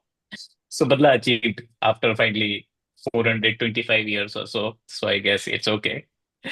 Okay, let's go next. Uh, Brahmins against Marathi, circa 17th century, featuring Sant Tukaram.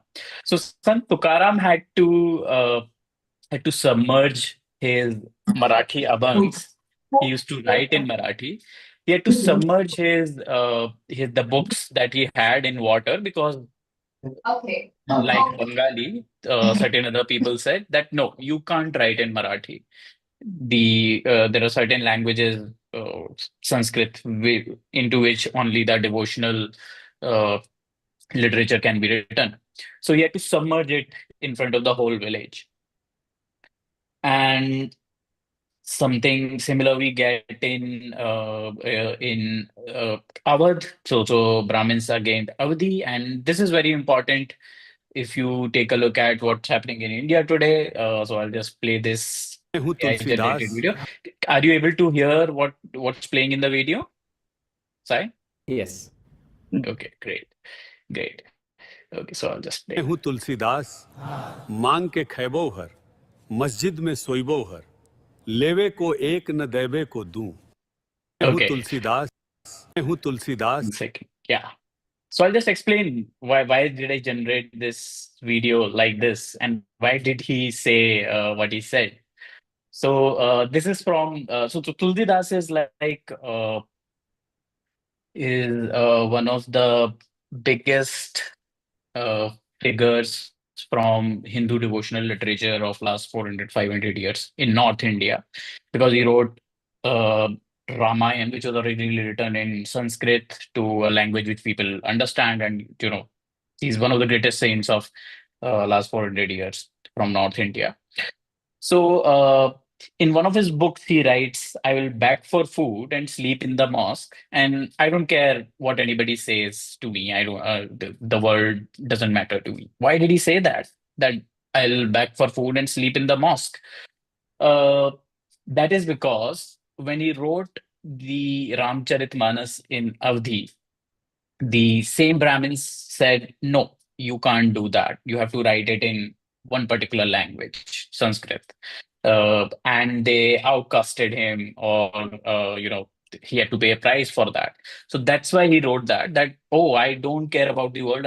I'll just cut myself off from my roots. I will sleep in the mosque and beg for food, but I don't care because I'm going to write in the language of the commoners. So this is one bit of history which also shows how certain languages were seen from time to time. But थोड़ा हिंदू हिंदू ज्यादा हो गया. It's in India everybody is equally capable of every kind of thing. So whatever you can say about one community, you'll find the exact or worse in some other community, no matter where you go. Yeah. So medieval Muslims are like, why should Hindus have all the fun? Huh? Why? Do you think that only they can do this stuff? No, we'll do one better than them. So what do?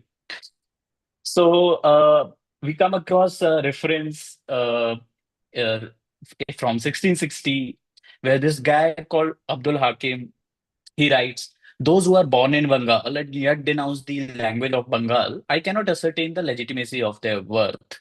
We have been living in Bengal through both paternal and maternal lines for generations. Those who are not satisfied with their native language and learning, why don't they move to foreign lands? So this again shows the language imposition that Bengali was looked down upon in Bengal, and especially this guy Abdul Hakim is writing about devotional literature of Muslims. So he's specifically writing it because it was prohibited to write devotional literature, for example, translating Quran in Bengali. It was just not it was looked down upon. So he wrote this as a response to that. Okay, let's come to the next one. So I fast forwarded to like maybe 400 years, 300 years, and let's see what's here that we see. Okay, so I'd like you to take a look at the subtitles too. Let me make it very clear to you, and leave no doubt that the state language of Pakistan is going to be Urdu and no other language.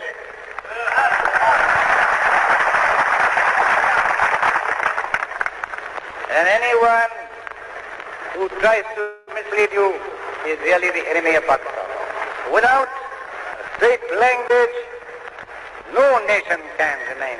Okay, so the speech is delivered by Muhammad Ali Jinnah, the founder of Pakistan, and it was delivered in Dhaka, of all the places. And he is basically telling the East Pakistanis, the Bengalis, that Urdu is going to be the only language of the state. Bengali is not going to have any status. But if you just check back, this also tells us how the attitudes towards language change from time to time. So when a person named Shah Abdul Qadir published the first Urdu translation of the Quran around 1829, the ulemas of the time passed a fatwa declaring the act to be kufr or sacrilege. So, something that one community thought is sacrilege or kufr at one time suddenly is, the respected language or, the language of their own, like languages can never be of one particular religious community, but still they are supposed to be, have to have attained that status. And, everybody forgets what happened 100 years ago, 200 years ago. So yeah, so I generated this image of the ulemas, the Muslim ulemas, who must have created this fatwa against this person who first dared to translate Quran in Urdu. And like I mentioned, that particular speech was delivered in Dhaka, and that historians say that sowed the seeds of East Bengal being becoming Bangladesh. And the funny thing is that I read that the people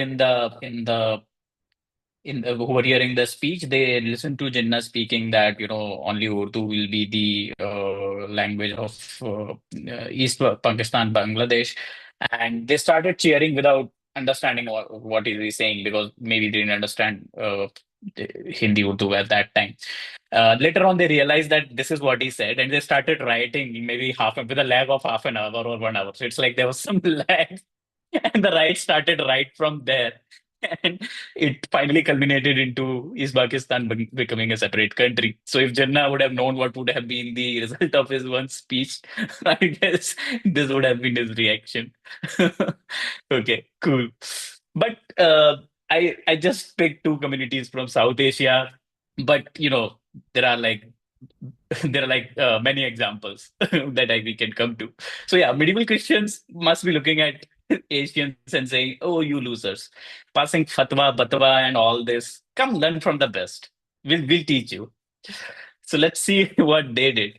So this guy called William Tyndale, who was strangled and burnt at stake for the crime of translating the Bible into English in 1536.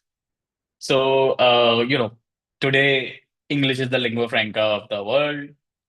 Nobody bats an eye if you translate anything to English. In fact, most vernacular is translated to English instead of from one vernacular to another vernacular. For example, a Marathi literature piece is more likely to be to be translated to English rather than to Hindi, and that's an issue.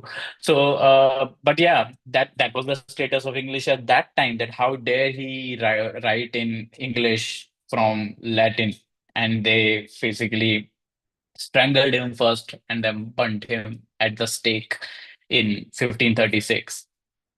So, yeah, that's how the languages were looked at from time to time in India, in Hindustan, and all over the world. So, if you feel too much about your language, just remember that there's a history to it, and maybe what you think your language has been, the status it has or it doesn't have, that might be totally different from what you think.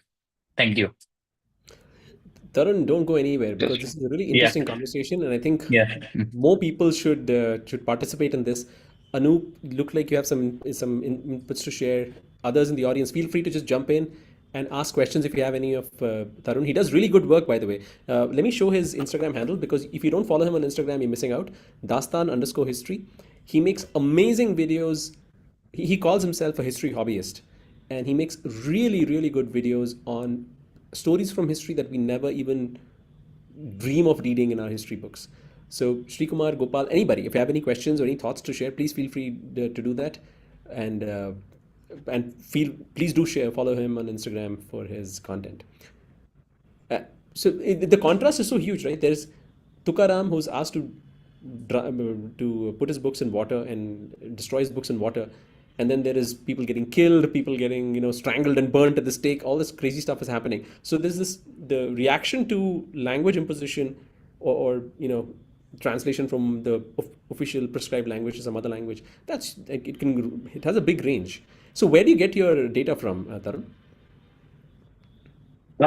Just reading here and there. So one source from like one instance from one source, another one from another one. So yeah, I'm going to do a long video on this just this month. So yeah.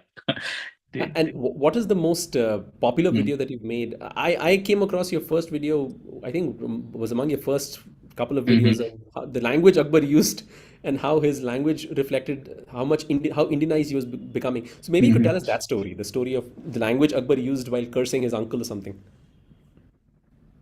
Yeah.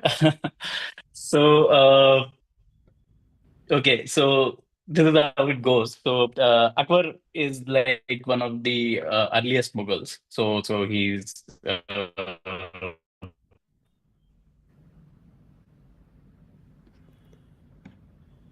Ouch. uh, so basically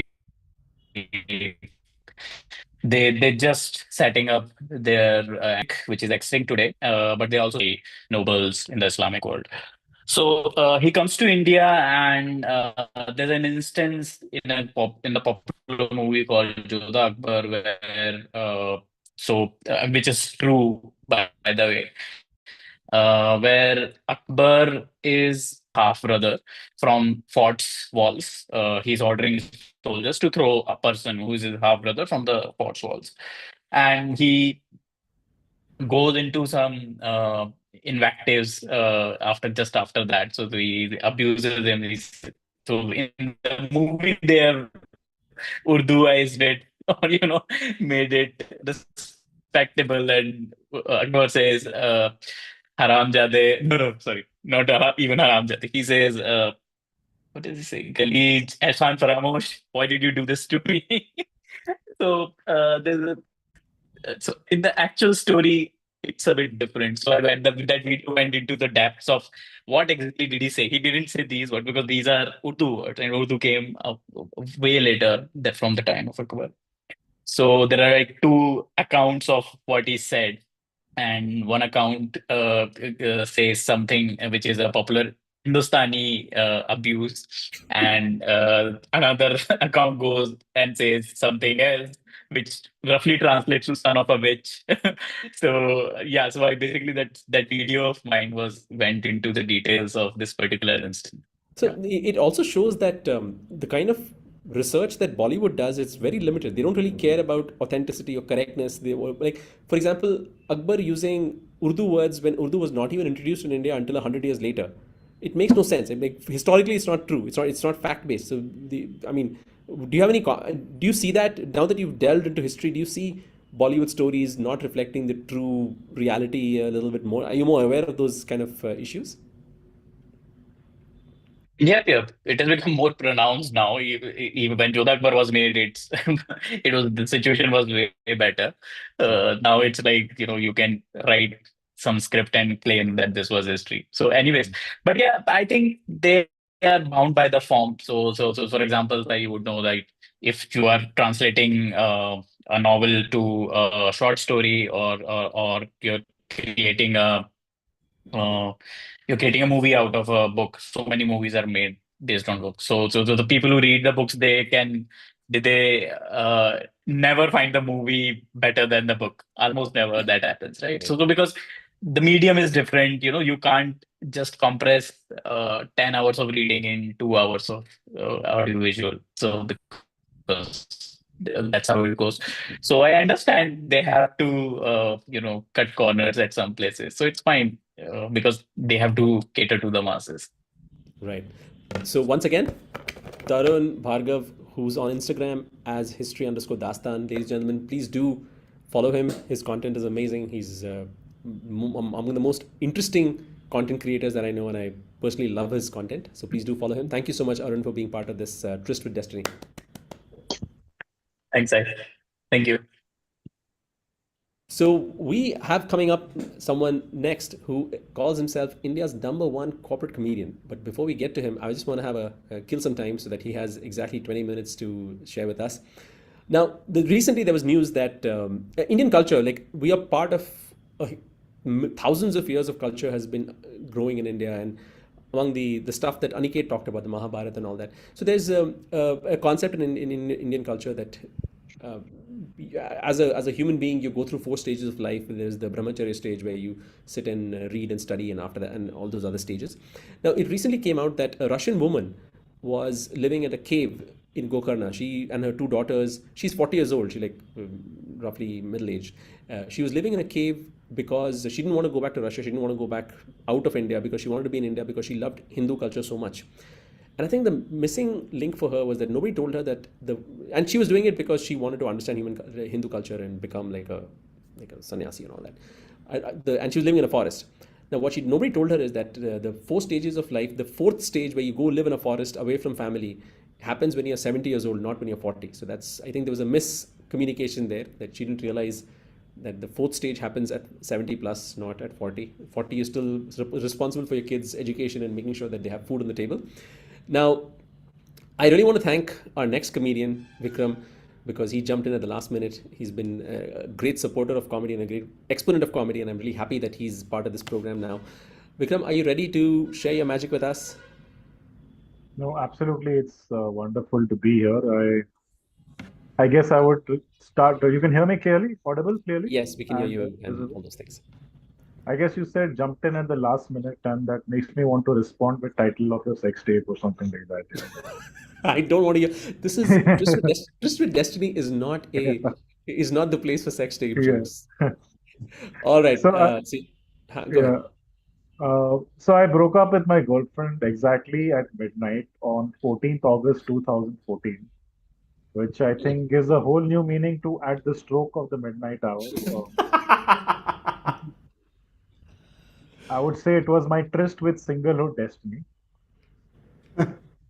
And India has been independent for 78 years now. Meanwhile, for the last 30 years, the British have been trying to free themselves from the British.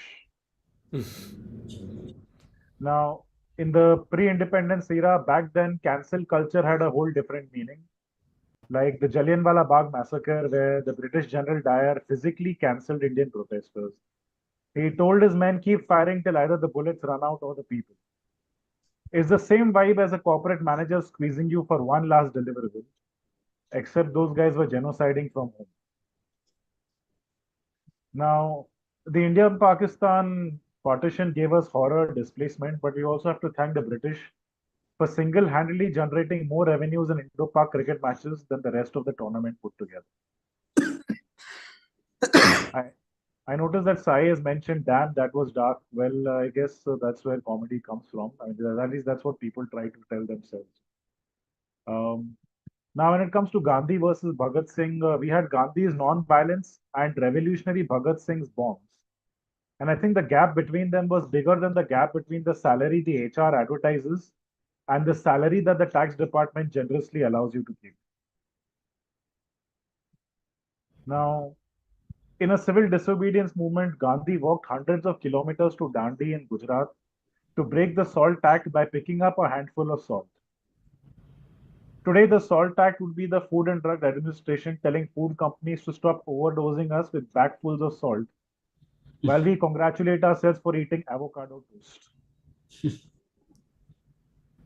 When it comes to Churchill, the World War II British Prime Minister Winston Churchill famously, or at least reportedly, said about Indian independence, power will go to rascals, rogues, freebooters, all leaders will be men of straw, or as Indians call it, democracy. He also said one day even air and water would be taxed in India. I'm fine with it as long as we actually get air and water. Then we had the Green Revolution, where India earlier used to import red wheat from the US. Any Indian Hindus kindly note I said red wheat, not red meat. Now we had the Green Revolution, we had irrigation, we had hybrid seeds. And hybrid seeds are basically like the love come arranged marriage of agriculture. It worked, we got food security, and we also managed to destroy our groundwater. Because guys, free electricity for farmers is almost as dangerous as free Wi-Fi for teenagers. Then we come to the 70s and the 90s economy. In the 70s, the then Indian Prime Minister Morarji Desai kicked out Coke and IBM. Maybe he thought IBM stood for Indian bullshit machines.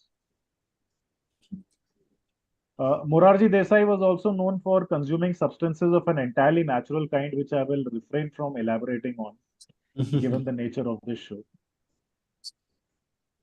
Then the 90s came, and we had 3 days of foreign exchange left because of our foreign exchange crisis and because our policies were more irrational than the moods of Elon Musk. And India had no option, but it liberalized. Our economy opened up, but Indian parents didn't. It was still no to marrying foreigners. And marrying a Pakistani, that's just asking to be cancelled. Then we had the IT boom and the middle class illusion. Like in the late 90s and the early 2000s, we had the information technology boom. Indian IT was taking off everywhere. The Indian arranged marriage market exploded. Engineers became auction items in arranged marriages. IT turned us from Abu in The Simpsons to Rajesh in tech support.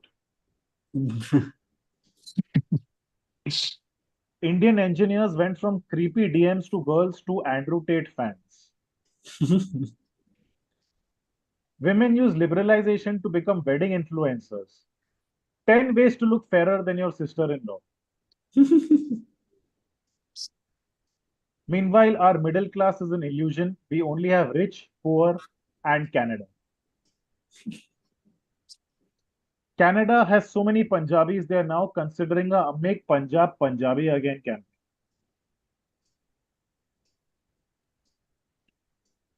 In closing, I would just say that now in 2025, AI is taking jobs.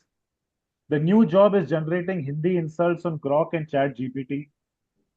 Politicians are editing electoral rolls, and Indian Gen Z thinks influencer is a profession. So this Independence Day, let's celebrate like every middle class Indian family by comparing ourselves to the neighbors and hoping they don't get too independent. So guys, that was my Independence Day set. I hope you enjoyed it. I could do some regular material as well if you feel that I'm short of time, but I'm fine either way. I appreciate the opportunity. Thank you so much. Vikram, go ahead. If you have some material that you want to share from your other sets, please go ahead and do that. Okay. So I guess I wanted to share a couple of things that India has been pretty challenging for my family at a very personal level. In some level, we've already been ahead of time in a lot of things. So, like, we had the internet in 1995 when most people didn't even know that the internet existed in India. I had a website on tripod.com when some of the biggest Indian conglomerates, the Tatas and the Birlas, did not even know that the internet existed. So we were also the members of India's first online stock exchange, the National Stock Exchange of India, or NSE, in 1994. And we were at the peak of our financial wealth. I think we paid about 2 million rupees in income tax, which was a very high amount at that kind of time. More importantly, as Marwadis were the Jews of India, we paid 2 million in income tax, which is an achievement in itself. But things took a very dramatically different turn in 1996, where we faced some severe financial troubles. And my mom once came running to me in complete panic, and she said, Vikram, I can either pay for your dad's medical bills or your sister's hospital bills, or I can pay for the lawyers so that the banks do not take the house away from us. Vikram, what should I do? I was like, Mom, I am 13 years old. This is the year 1996. My biggest concern should be how to download a porn clip over a dial-up internet connection. Like back then, the internet was so slow to download a 5-minute clip, it would take 5 days. Which means by the time you finally finish downloading the clip, you have grown up and the porn star had retired also. But somehow I managed the situation at home, and the National Stock Exchange of India, or NSE, who had created the problems with us with their scams, gave us even more trouble. When I was 17 years old, I was sitting all alone in the Bombay High Court, where the lawyers for the NSE were asking for even more money from us at an interest rate of 48% and 56%. I remember thinking in my head at that time, we are already ruined completely, dear NSE. What more do you want? And then I realized, oh, the NSE is like the typical Indian middle class family that will squeeze the absolute last bit out of the toothpaste tube. Like we would literally take a rolling pin and run the thing on the toothpaste tube till the very soul of the toothpaste tube doesn't start screaming. We will keep squeezing it.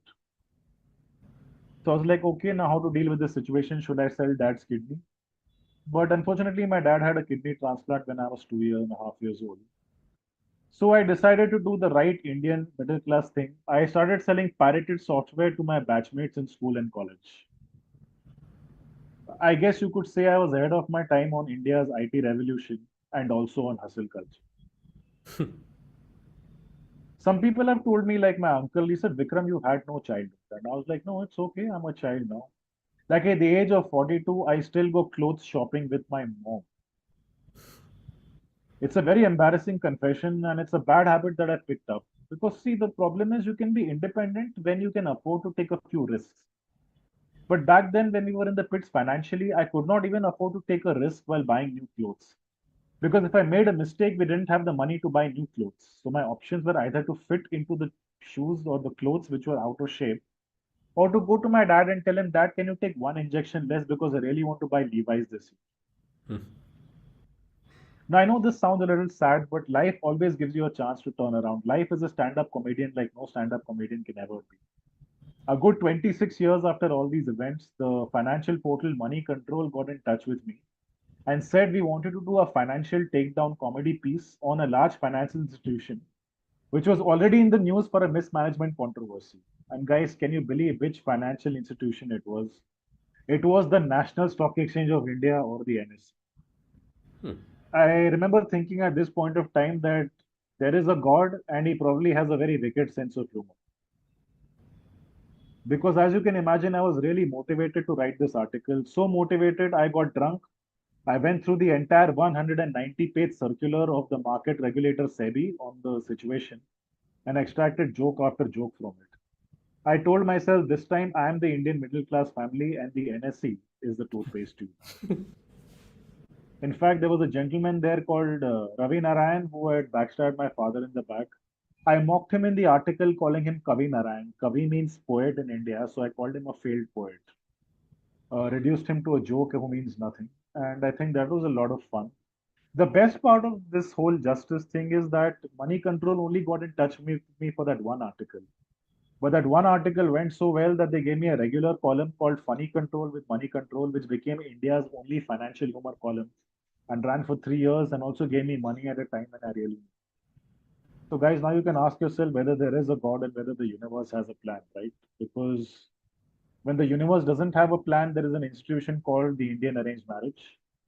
And I come from a very conservative Marwadi community. It's a community of businessmen. And whenever people came to my dad with arranged marriage proposals, they would always ask a lot of awkward questions. They would ask questions like, "Your son does not eat non-veg food, right?" And my dad would just say, "Not inside the house."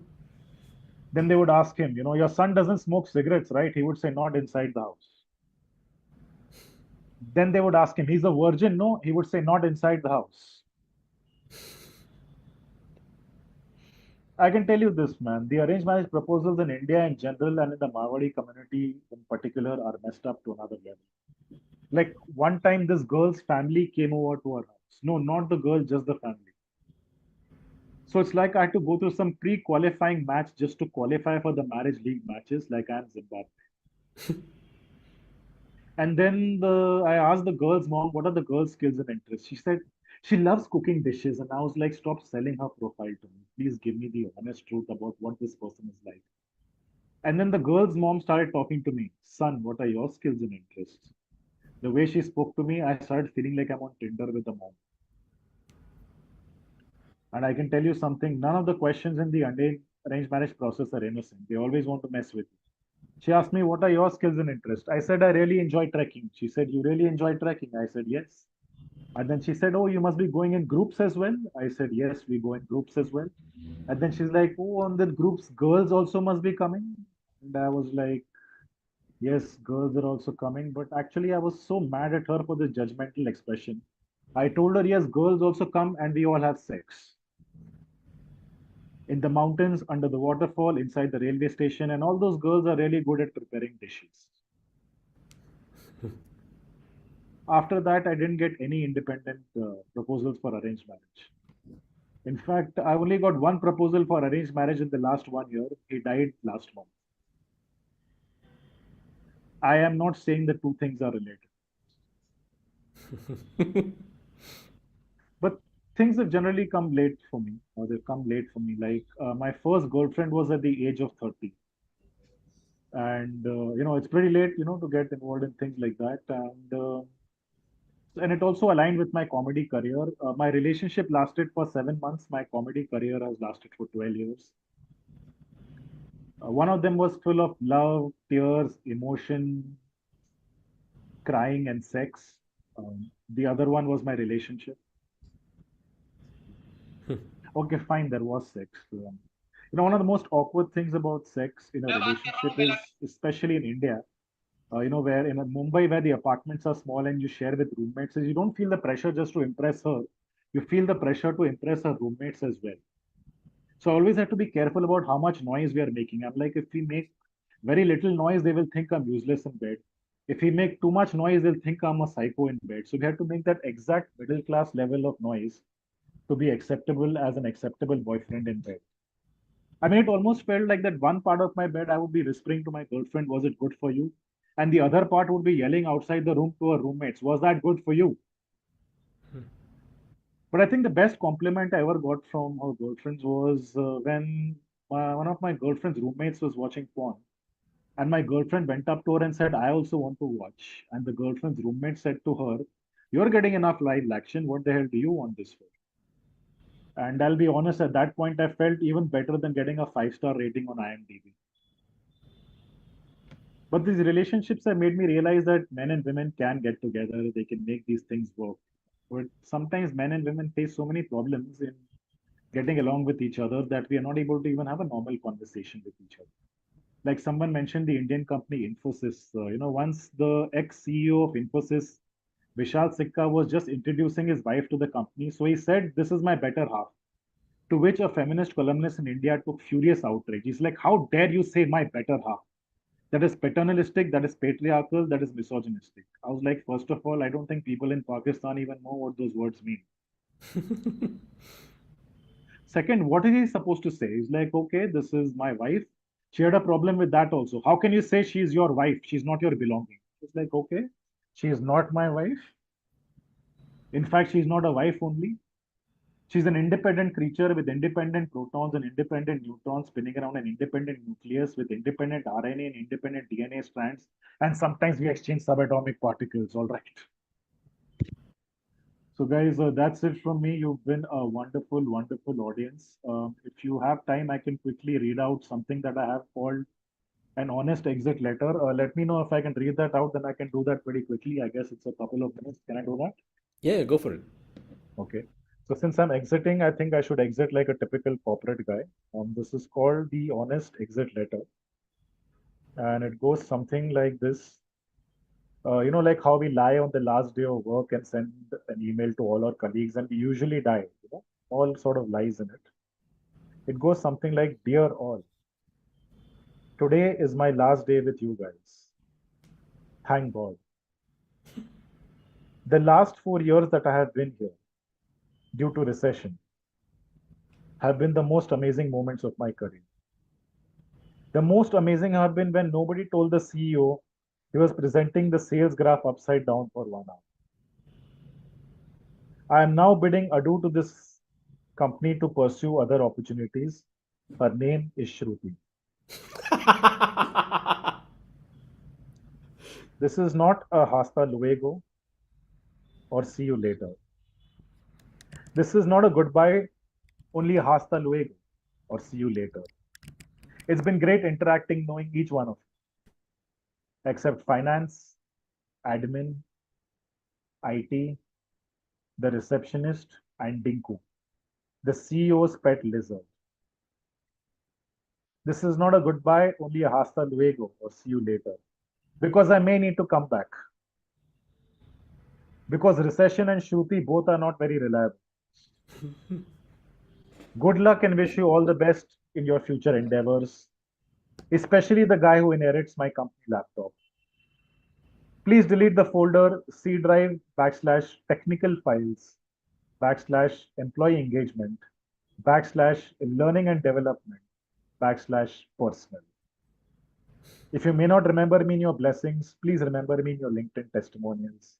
And lastly, of course, to stay in touch, please note my personal email ID, sexyboy365@hotmail.com.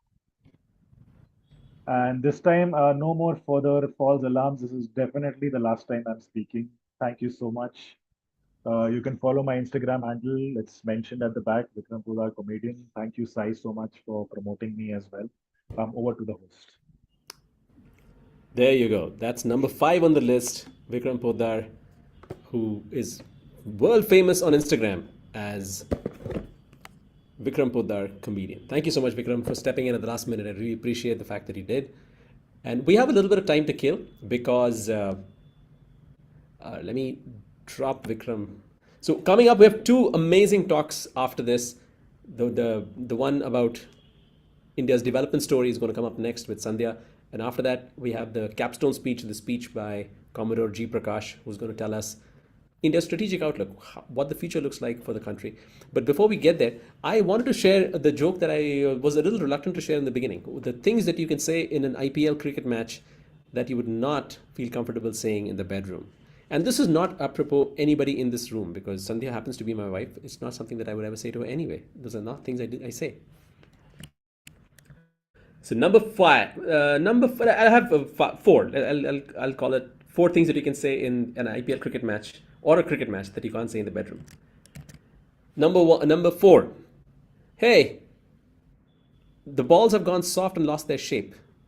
They don't fit through the hole anymore. Was anybody following the India-England cricket test series? And the entire complaint all the time was that the balls were getting too soft and they were not fitting through that ring they used to check whether the ball is still in shape. Number three, he swings both ways. You definitely don't want your spouse or your husband to be swinging both ways. That's one thing you cannot say on the cricket. You can say on the cricket ground, and people will be really happy if you can swing both ways, but not in the bedroom.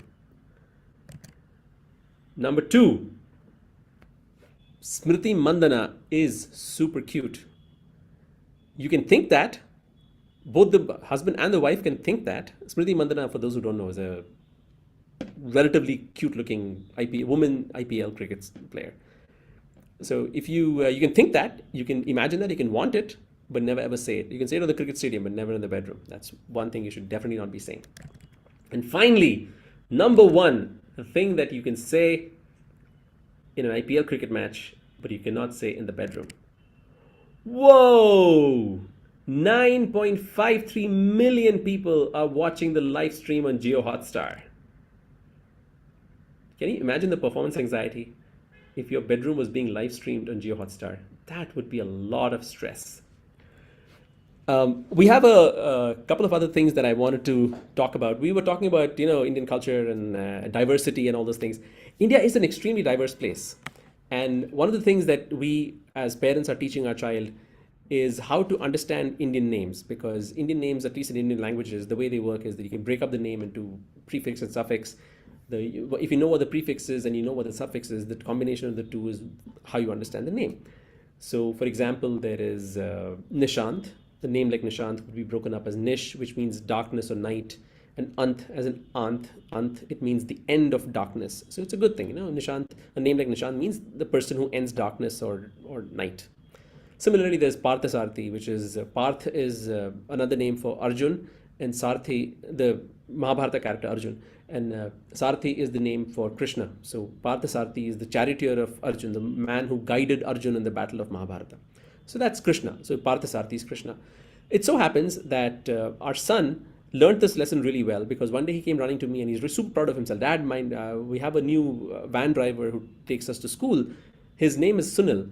And does that mean that he is Su, which means good in Hindi, Nil, which means nothing? So does it mean that he's good for nothing? So which is like, oh yeah, I'm proud that my son figured this out on his own. He didn't need our help to understand the name Sunil. But I was also starting to get a little worried, because Indian names tend to be, quite, they don't think about how those names can be broken up outside India. For example, I'm worried that my son will get a classmate called Gopi, which is obviously, for obvious reasons, not something you want our son to start using very soon. There is Hardik, another Indian name that people didn't think through when they came up with their name. And finally, there is a surname, or a last name, which I think if more Indian people realize how it can be interpreted outside India, they'd be a little reluctant to use. And that surname is Dikshit. So if my son gets a classmate whose name is Hardik Dikshit, I think we're going to be in deep trouble. So we have our second to last speaker coming up, and let me add Sandhya to the screen. Sandhya, are you all set? Oh, I can see that you're wearing a tricolor scarf. That's very nice. Oh, for people who don't know, I am Sandhya and all set to go to bed, by the way. I'm totally sleepy. no, But yeah, let's do this. you'd better be all set for the Tryst with Destiny. And your talk today is going to be about the nature of India's development, the numbers, the data, the facts and figures behind that development, so that we know, from Aniket, we understood where India's coming from. From Tarun, we understood how we got here, which is the middle period of India's history. From you, we'll be looking at history today, or Indian society today. And from our capstone speech, we'll listen to the future of India. But Sandhya, you have 20 minutes, and let me put the timer on. You have 20 minutes to tell us India's story in numbers. Yeah. Thank you. Let me just share my screen.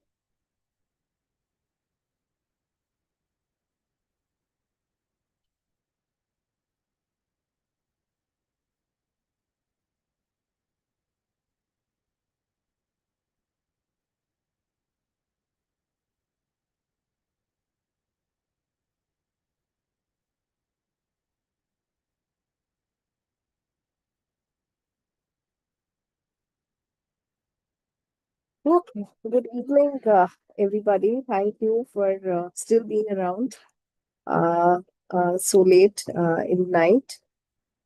And thank you, Sai, for having me here and making me a part of this wonderful event. To just give you a background of where I come from, I am an economist by profession and I work a lot with numbers. What I'm going to share today is India's story so far in terms of economic development, because economics matters, right? In 1947, when we got independence, our economy was really struggling, as all of us know. And from then on, what have we achieved until today? How are we performing now? What have we achieved? What are the things that we are yet to achieve? That is what the next 20 minutes or so is going to be about. So, when we talk about the economy and its development, as economists, the first thing that we look at is the growth in GDP, or the gross domestic product. The gross domestic product of a country is nothing but the value of all the goods and services that that country produces. So, if you are an economy that is doing well, people are demanding things, they have money to spend on, so you are also producing a lot of things. So, that is a very good indicator that the country is doing well. And this chart shows India's per capita GDP growth. So that is the overall, the volume of goods and services that we produce divided by the population size. And as you can see, and we have data from 1600 onwards, so way before independence. But from 1600 to about, you can see, 1950, the curve is almost about flat. We were around $1,000. That was our GDP per capita. But post 1947, around from 1950 onwards, you can see that the curve has been sloping upwards. It's been increasing exponentially, our GDP figures, which is, of course, good news. Except for, you see here, the dip here was because of COVID. We dipped here in 2020, but the last couple of years we have again picked up. So overall, as an economy, we have been uh, doing well in terms of GDP post independence. But how do we do when we compare ourselves with other countries? Well, uh, not that great. The US, of course, is way ahead. Japan used to be pretty close to the US, but we see that the two countries are now diverging.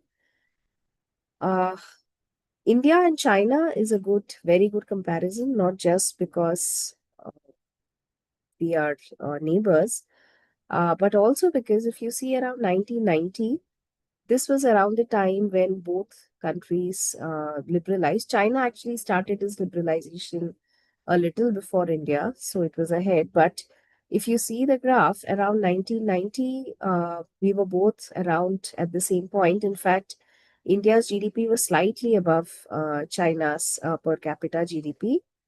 And this was the case until around 2000, after which China has overtaken us in terms of per capita GDP. So we haven't been doing as well as China, although we were at the same level around 1990. Uh, if we look at the share of the poor living in extreme poverty, that is those living below $3, we have reduced that also over time from as high as 60%. 60% of Indians were living below $3 a day in 1977. That number has come down now to below 10%, which is, of course, a good achievement. But having said that, the bad news is that although our poverty levels have come down and growth has picked up and so on, inequality in India is rising, especially in the last few years. Now, this graph shows the Gini coefficient in India from 1951 to 2023. The Gini coefficient is a statistic that measures the level of inequality in the country. The coefficient ranges from 0 to 1. The higher the value of the coefficient, the higher is the inequality in the society.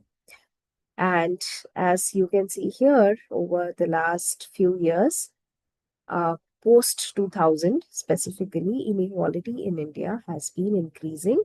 So this basically means that although we are growing well, so we're producing more, we are demanding more goods and services, the rich are becoming richer and the poor are getting poorer. That is what is being happening in India over the last 20 years or so, which is very concerning. And if we compare ourselves with the rest of the world and specifically China, because like I said, around the 1990s, the two countries were at the same level, not just in terms of GDP, but here, as you can see, also in terms of the Gini coefficient, right? So even the inequality levels were almost the same. And now, like you saw, China has overtaken us in terms of its growth. But at the same time, it has been able to keep its level of inequality in check as compared to India. So whereas India's inequality has been increasing from 2000 onwards, like I said, so here you see the graph is upward sloping. China's inequality has sort of plateaued. But when we compare it to the whole world as such, inequality in both these countries is lower. But the world inequality is basically being driven by African countries. That is where the largest level of inequality is there. So we definitely doing better than that, but we can do much better. But having said that, we improving in terms of poverty, in terms of GDP, but not doing that well in terms of income equality. But development is a much broader concept. It's not just about money, it's not just about income. Especially, in the last decade or so, the world as well as India has been reimagining the concept of poverty and development itself. So we no longer look at poverty just in terms of income, but look at it more holistically in terms of overall development. That is, how are we doing in terms of, say, not just standard of living, but in terms of health, in terms of nutrition requirements, in terms of education. Are our children going to school? Are our literacy levels improving?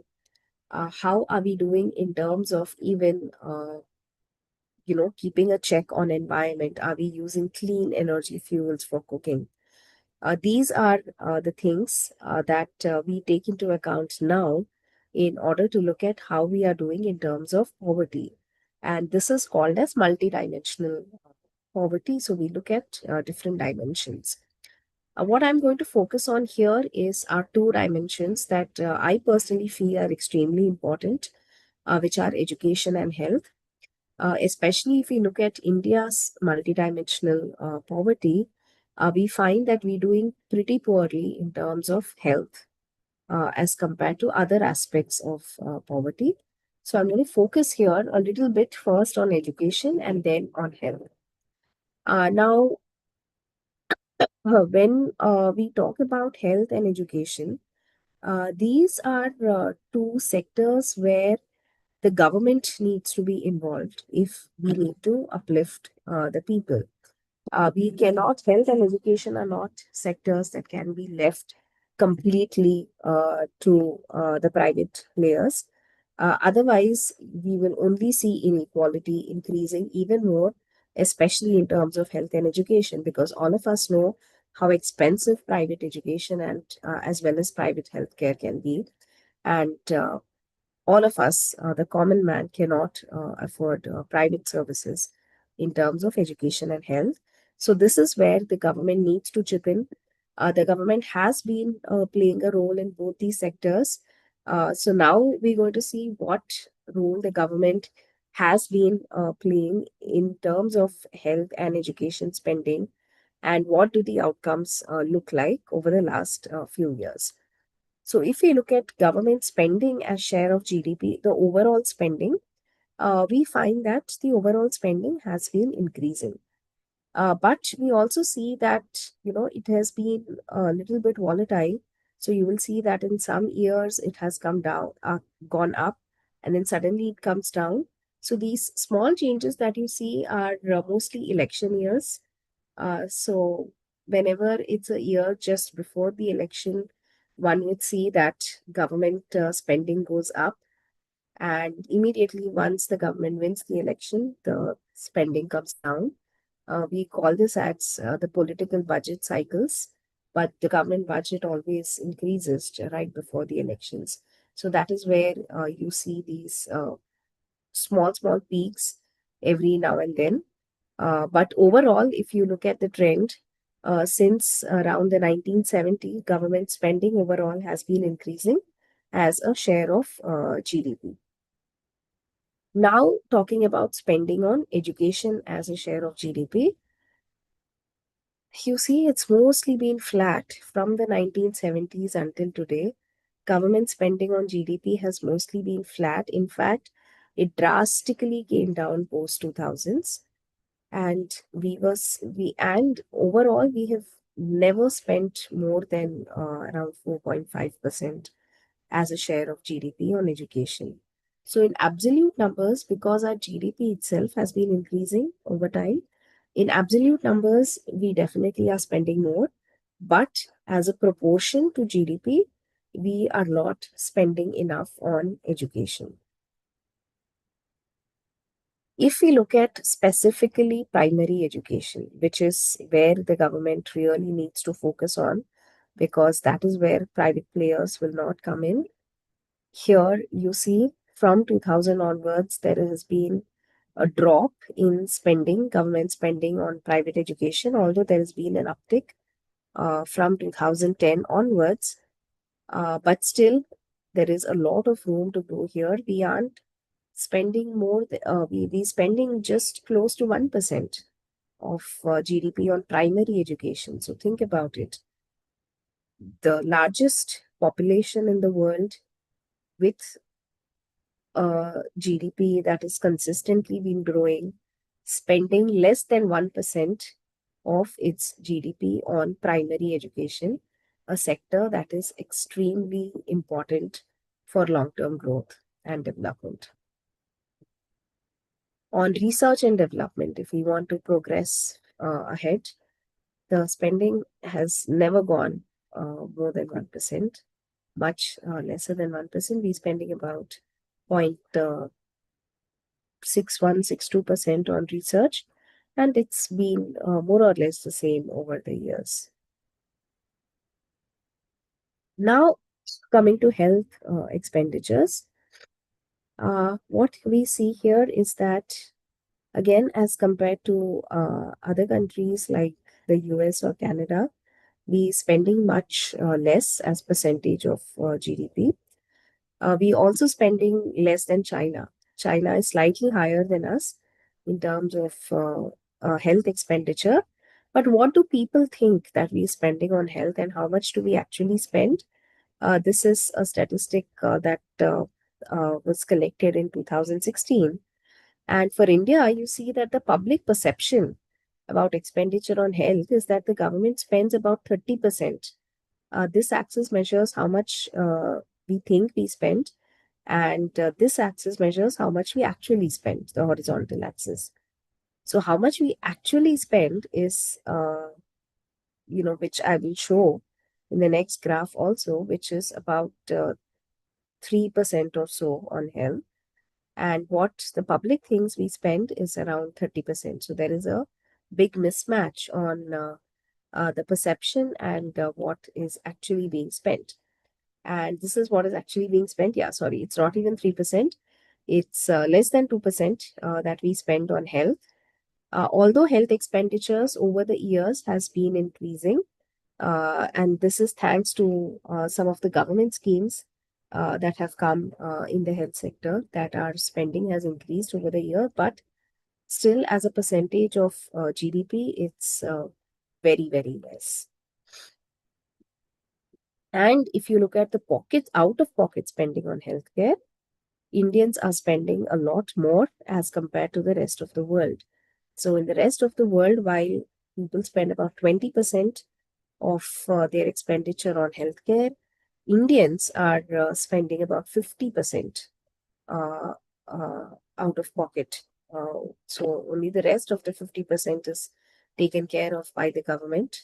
50% is being spent, and in 2000s, early 2000, it used to be as high as 70%. So that number, of course, has drastically come down, like I said, thanks to government schemes like Ayushman Bharat and those. But we still lagging behind uh, the rest of the world. So to sum up all this, in some cases, we definitely are doing better. So as you can see, we definitely doing better in terms of health expenditure. The government is spending more, we spending less out of pocket. But when we compare ourselves to countries like China or to the rest of the world, we still have a long way to go. But what has helped us improve? A lot of government welfare schemes have come up in the last few years. We had the Manrega, and I'm listing here a few of the schemes that research shows that have helped, at least in some parts of the country, if not everywhere. The Manrega has, increased wages. It has given people jobs, and that has helped growth. The Prime Minister Awas, the Pradhan Mantri Awas Yojana on housing, on building better houses, has improved the housing situation in India drastically. It's very rare nowadays to see kacha houses, kacha walls around. We have well-built houses across the country thanks to the Pradhan Mantri Awas Yojana. The Swachh Bharat Yojana is ensuring that sanitation in India is improving. That again is a big problem, especially when it comes to the health implications of open defecation or not having, better or toilet facilities.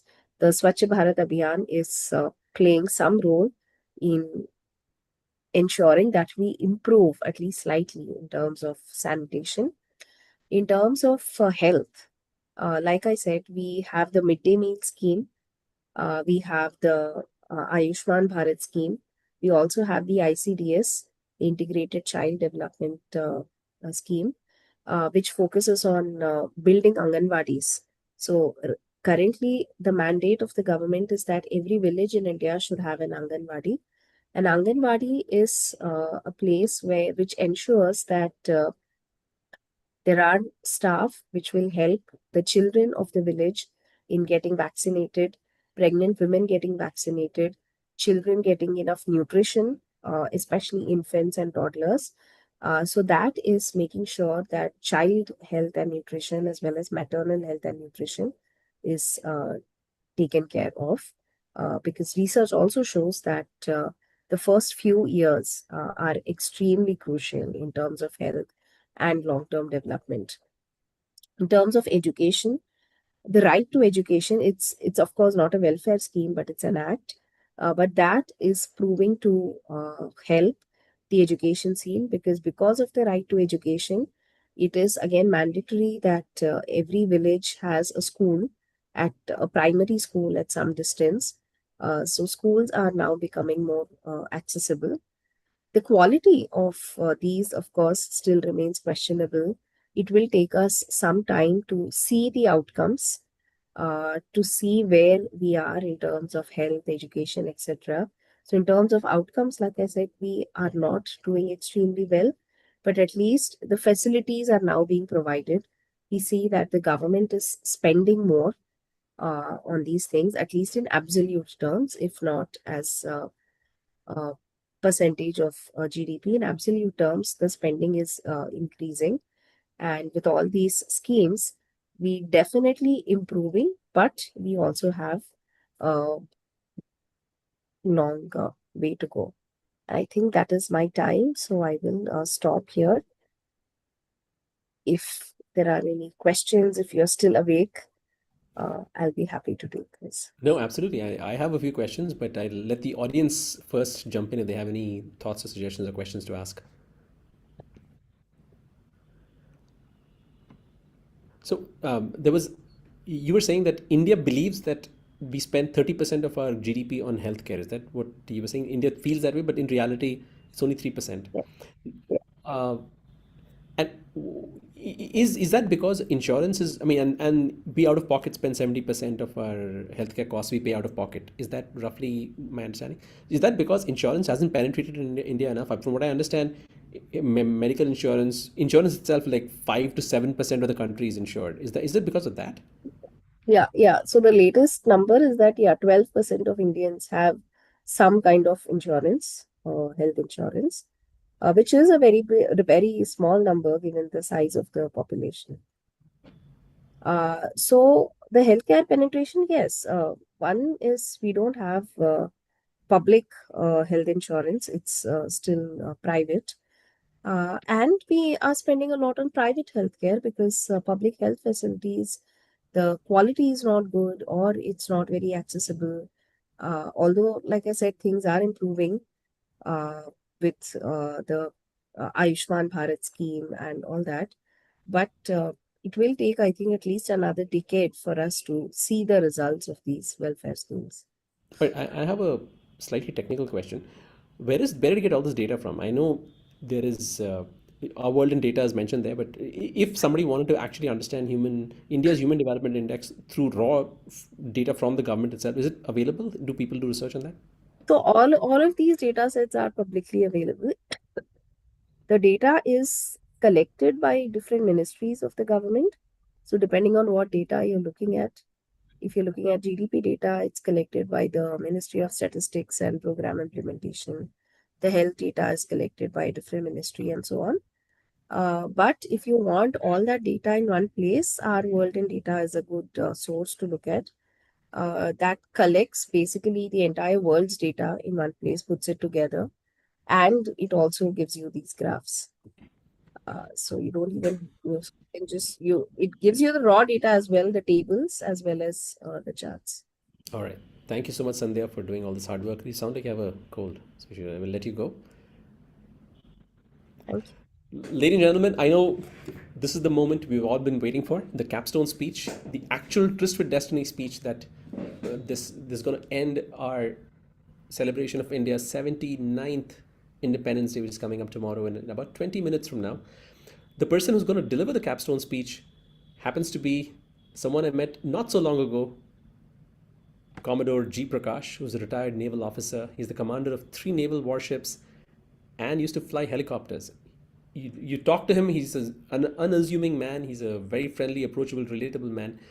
But his achievements, if you look at his biography, if you look at his life story, it's amazing. He grew up in a small Kerala village. From there, he made it to the NDA. From there, he made it to running naval bases and commanding ships as a commodore, commanding, and he was an anti-submarine helicopter, not just some random helicopter. He's an anti-submarine helicopter pilot. Were you a pilot, sir? I wasn't sure.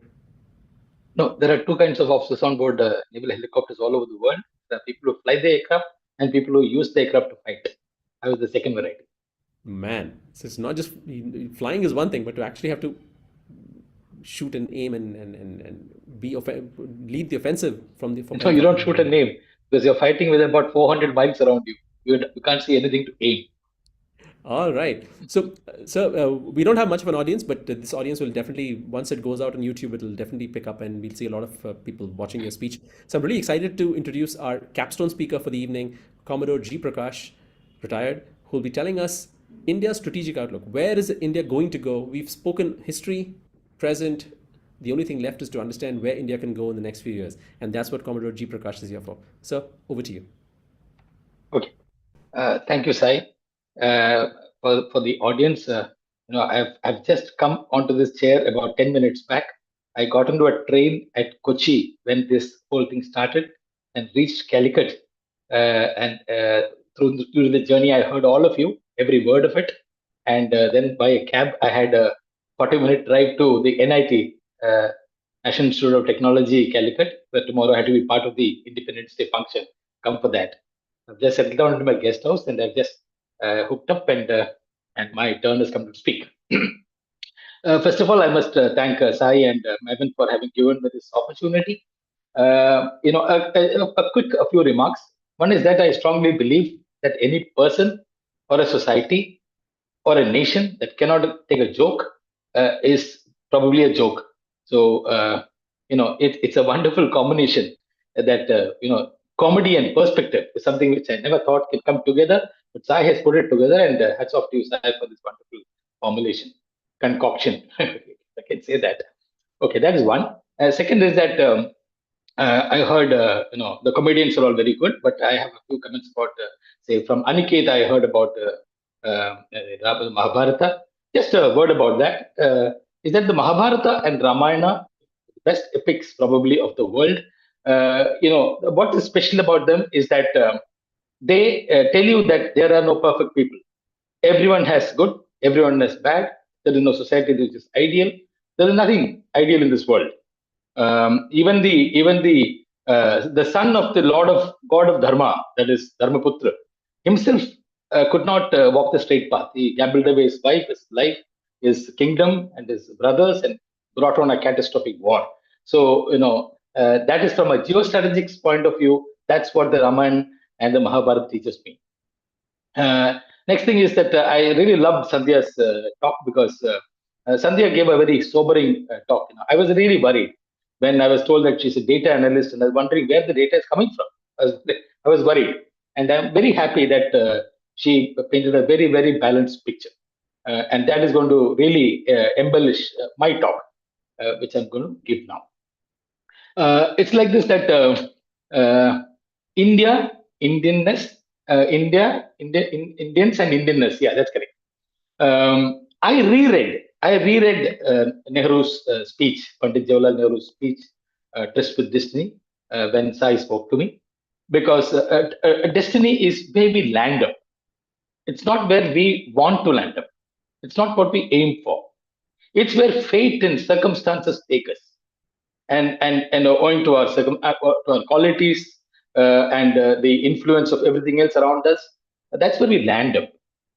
So in 1947, when we landed up, like Sandhya said, we were an impoverished country, unindustrialized, not even under-industrialized, unindustrialized in an industrial world. And how did that happen? Now, there is something called the civilizational cycles. What goes up must come down, and what comes down must again go up. So these cycles have happened in the past and will repeat in the future. So I take on this topic with a lot of trepidation, and I would like to be as balanced as Sandhya was. Now, the current world that we live in is the post-colonial world, and that world is not going to change unless something really earth-shaking happens in the next, say, few centuries. Otherwise, that's where we are, and we are going to be. But how did we land up here?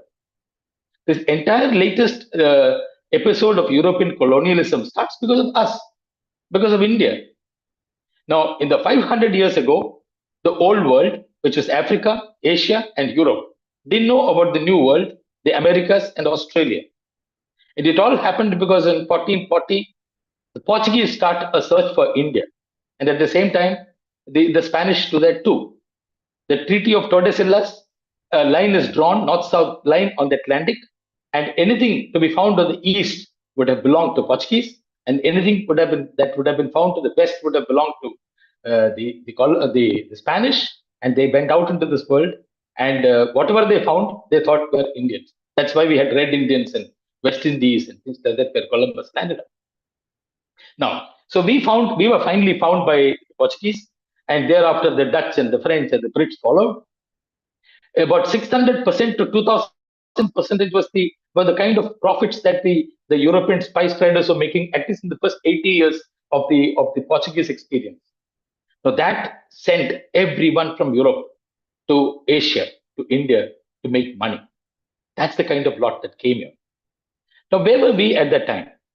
We were politically splintered. We as a society have had, still have, and will most likely have forever great sections of society which cannot mix with each other. There are rungs of the ladder one cannot jump across, one cannot climb. Now, that's where we were found, and we were eaten up. Now, that's how from our share of the world's GDP goes down to almost nothing at the time of 1947 independence. Now, when the Nehru's speech, an erudite man like Pandit Jawaharlal Nehru, who had a great worldview and good education, would have chosen those words very, very, very cleverly, very, very carefully. It is a tryst with destiny on the eve of independence. That means it was a decision that India had taken somewhere about 150 years before that. We finally had to shake off the yoke of colonialism and stand up on our own feet. Now, that finally found some fruition because of a whole lot of circumstances. The World Wars helped, which actually weakened Britain. And in 1947, we had our tryst with destiny. Now, since Sai does mention the word strategic outlook, the word strategic sounds very nice, very, very big, very serious word. I have been dealing with that for long, but I just want to simplify it. Now, a strategic event is something that has great impact. It can be a small event, but it has a great impact. For instance, the stabbing of a small state's prince is the one which sets off the entire First World War. Now, if you look at it, it's a simple stabbing incident, which actually has worldwide ramifications. 4.5 years, most of the world is fighting. Now, that is the kind of things that can be strategic, have a great impact. Now, the way we were eaten up from the sea, and from the land was a thing of great strategic importance. Now, India, Indians, and Indianness. Now, India has lain at the center of the world trade between China, Asia, and Europe on the other side. And because of that, for thousands of years, a lot of people from abroad came, visited us, settled here, married here. And because of that, we are seriously multicultural, we are multilingual, we are multi-ethnic, and we are really the world in one country. And that's an essence of our being, and that's our great strength. It can be at the same time a weakness, but it's our great strength, and that is one thing we can count on. Second is our location. We continue to be in the middle of the Indian Ocean where God placed us, and that will always continue to be at the center of world affairs because of sheer location and of what is found on either side of us. Things have to move through our areas. Now, have you ever imagined India the other way around? We are always used to seeing Sri Lanka hanging down below and Kerala hanging just above that, and the great Himalayas on the top. Imagine India the other way around, where Sri Lanka is on the top and India in Kanyakumari is facing north, and the rest of it is down. Down below, what do you see? You see the great wall which the Himalayas is, and on China on one side and Pakistan on the other. Now, nothing great can come in or go out through that. So where does whatever comes in or goes out go through? That's on the water, which is on three sides of us. In many ways, we are an island country. We are an island nation. Because anything that comes in, good that comes in, or good that goes out, goes through the ocean. But our thinking, our focus, our politics, our everything is north up and not south up. So there is a way, there is a need for us to look again, re-look at India from a different angle. We just turn it around, upside down. Now, going back to where I was earlier, there is this also that's another thing on strategy. There was this man called George Stanham from the Rand Corporation, who in 1991, I think, wrote a paper about India's strategic culture. He said that for legacy reasons, Indians do not have a strategic culture. He said because we are so splintered, our reactions are always ad hoc, from off the hip, and we don't have an organized way of approaching anything. Now, that is not entirely correct. If you go back into history, we will see flashes of brilliance and we will have abject failures too. And that is essentially India. India has the capability to be both extremes. It can be brilliant on one end, and we can be self-defeating at the other end. Now, in fact, Jaswant Singh wrote a book called Defending India in Response, and he proved it that yes, we have. It's not that we have been bad. We have been very, very good. But there are reasons from history, lessons which should teach us a lesson as to how we should again be looking at ourselves differently. Now, our strength, I told you, lies in multiculturalism. Now, it's only when you are weak from inside that when your defenses are down, your immunity is down, or your skin is ruptured, that you have viruses and bacteria getting into us. So the internal unity, internal cohesiveness is extremely important if you have to look ahead to see where we are going. Now, Sandhya just pointed out as to how we need money to be spent in fundamental things like health, education, etc. Till the end of the Second World War, national security is a thing which was always seen from a military perspective. But today the world has understood that it is not right. That's not correct. Anything that affects the people of this country is a thing of national security. What's the point in having very strong borders, no enemy, but you don't have food to eat? You don't have clean water to drink. You don't have good air to breathe. So, national security, the world over now, is seen as a thing which affects anything that affects the people of this country. That is a thing of national security. So it's from the broader perspective that when Sandhya spoke, that we had said we had to put money into health, we got to put into education, etc., etc. Then there is a problem of putting adequate money into security. Now, it is a fact of life that even today we don't have a national security strategy document. Now, a national security strategy document is what actually makes you apportion money. We as a country, year on year, run on deficit budgets. When you don't have adequate money for every need of yours from every sector, then you got to be careful in how you use your minimal money. Now, when you plan for national security, you defend some, you offend somewhere. And it is the countries that go to war. It is not the armed forces that go to war.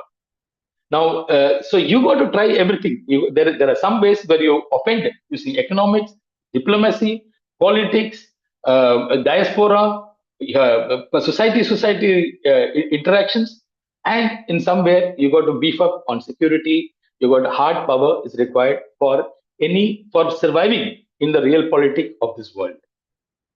So, to sum up, I would say that we have had a past where the civilization cycle worked for us. We were at the center of the world, straight. People wanted our riches. They came and got it from us.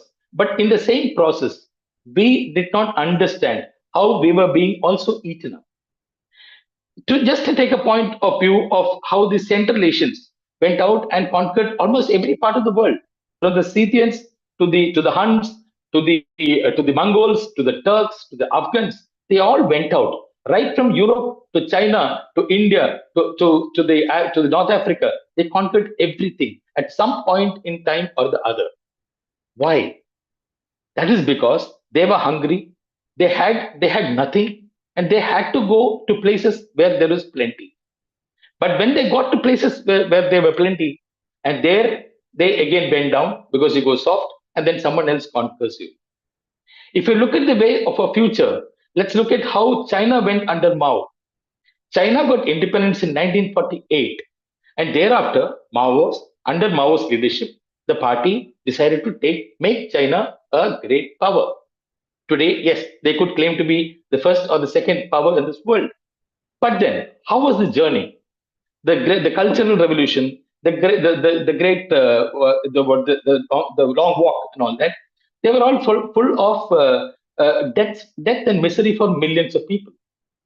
Now that is the choice that we could make as a country. Do we look for a great future, a date where we are going to gain great glory and fame and power and money and wealth, but at the cost of misery for a long time? National aspirations, national characteristics, and national aims is finally what may take you to where your destiny is, where you want to reach. But whether you reach there or not, how we reach is our choice. What has happened in the past is not in our control. Where we will reach and when we will reach, not in our control. But isn't it a sound proposition to ensure that the daily journey of every citizen as we go is pleasant, happy, peaceful on a daily basis? It's not a bad aim to have at all for any country. So I would say that we have had a brilliant past, but we have had our own failures. We Indians and our Indianness generally remains the same. It is not likely to change, alter in any major way in centuries to come. And if we stick to our strengths, if we try our best to reduce our weaknesses or sort out our weaknesses, we have a good chance to be a major pole in this world, a major power in this world, and have a good future. All the while walking through a nice, peaceful time for our own people. That's a choice that we have in our hands. And in that, our strengths and weaknesses are ours. And it all depends upon what we capitalize on, what we focus on. With that, Sai, I would stop here. I can take on questions because I've really spread a huge buffet, spread. And I wish everybody a very happy Independence Day. Independence is not from the British that we had. We also need independence from some superstition, from a whole lot of other things which we can easily come out of. Many of which Sandhya pointed out. With that, I would say thank you, Sai. Yeah. No, I wanted to, and anyone feel free to jump in and ask questions of Commodore GP. But I wanted to point out that when you say that providing for the people of the country, like education, healthcare, sanitation, those have national security implications. Like what happens? I mean, I'm not a soldier and I'm not a fighter, so I don't know. But what happens when the people are not, for example, educated? Like, so do you see poorer quality soldiers coming in through the military? Do you see poorer decision making? What happens? No, I will say it in a different way. Look, let us look at the example of Egypt. In the 1950s, they had a very progressive president who said that I'm going to change the fate of Egypt by building lovely colleges, having excellent education for our youth. Yes, he did that, and Egypt actually came up with lovely institutions, and they had a generation who was very well educated. But where they got it wrong was that they could not now create the job opportunities for this educated youth. So where did they go? Finally, they strayed off into other forces which were acting in their area. And ultimately, you will find that the intellectual core of things like Al-Qaeda or ISIS are finally turned out to be Egyptians. It's all good Egyptian brain. Now, in a country, when you say that today we sit about 40% or some 60% of India is below 35 years of age or something like that, it's a great youth power that we talk about. Now, to that youth power, unless you give skilling, education, good health, longevity, etc., then they become, instead of a great source of strength, it can also pull you down. They can be a weight and not a booster. So, and I also want to touch upon something that you said before, and I really find interesting. When India becomes a maritime power, essentially you focus on the south and make that like looking out from the south. Oceans. The oceans are right up to the north. When they start from Gujarat and West Bengal, it's quite north. Right. So what would that look like from an Indian perspective? Would that mean more investment in the Navy, or would that mean more trading outposts, or what would it look like? That is correct. I will put it like this. See, to be a maritime power, you need three things. You need a fighting navy, you need a good merchant navy, and you need a good ports infrastructure and laws that support it. 500 years ago, we can say that we had good ports and infrastructure and laws maybe, but we didn't have a fighting navy. Today, you have a lovely fighting navy, and maybe we are still catching up on the ports and infrastructure and our merchant marine. We are nowhere in shipbuilding. The government is now taking action to bring shipbuilding inside. There is a saying that if there is always a navy outside your harbors. If it's not yours, it will be somebody else's. There is, and I just wanted to touch on something which you asked and I did not answer. You said about poor soldiers coming in. No, that doesn't happen because first of all, every selection is through a prism of qualifications.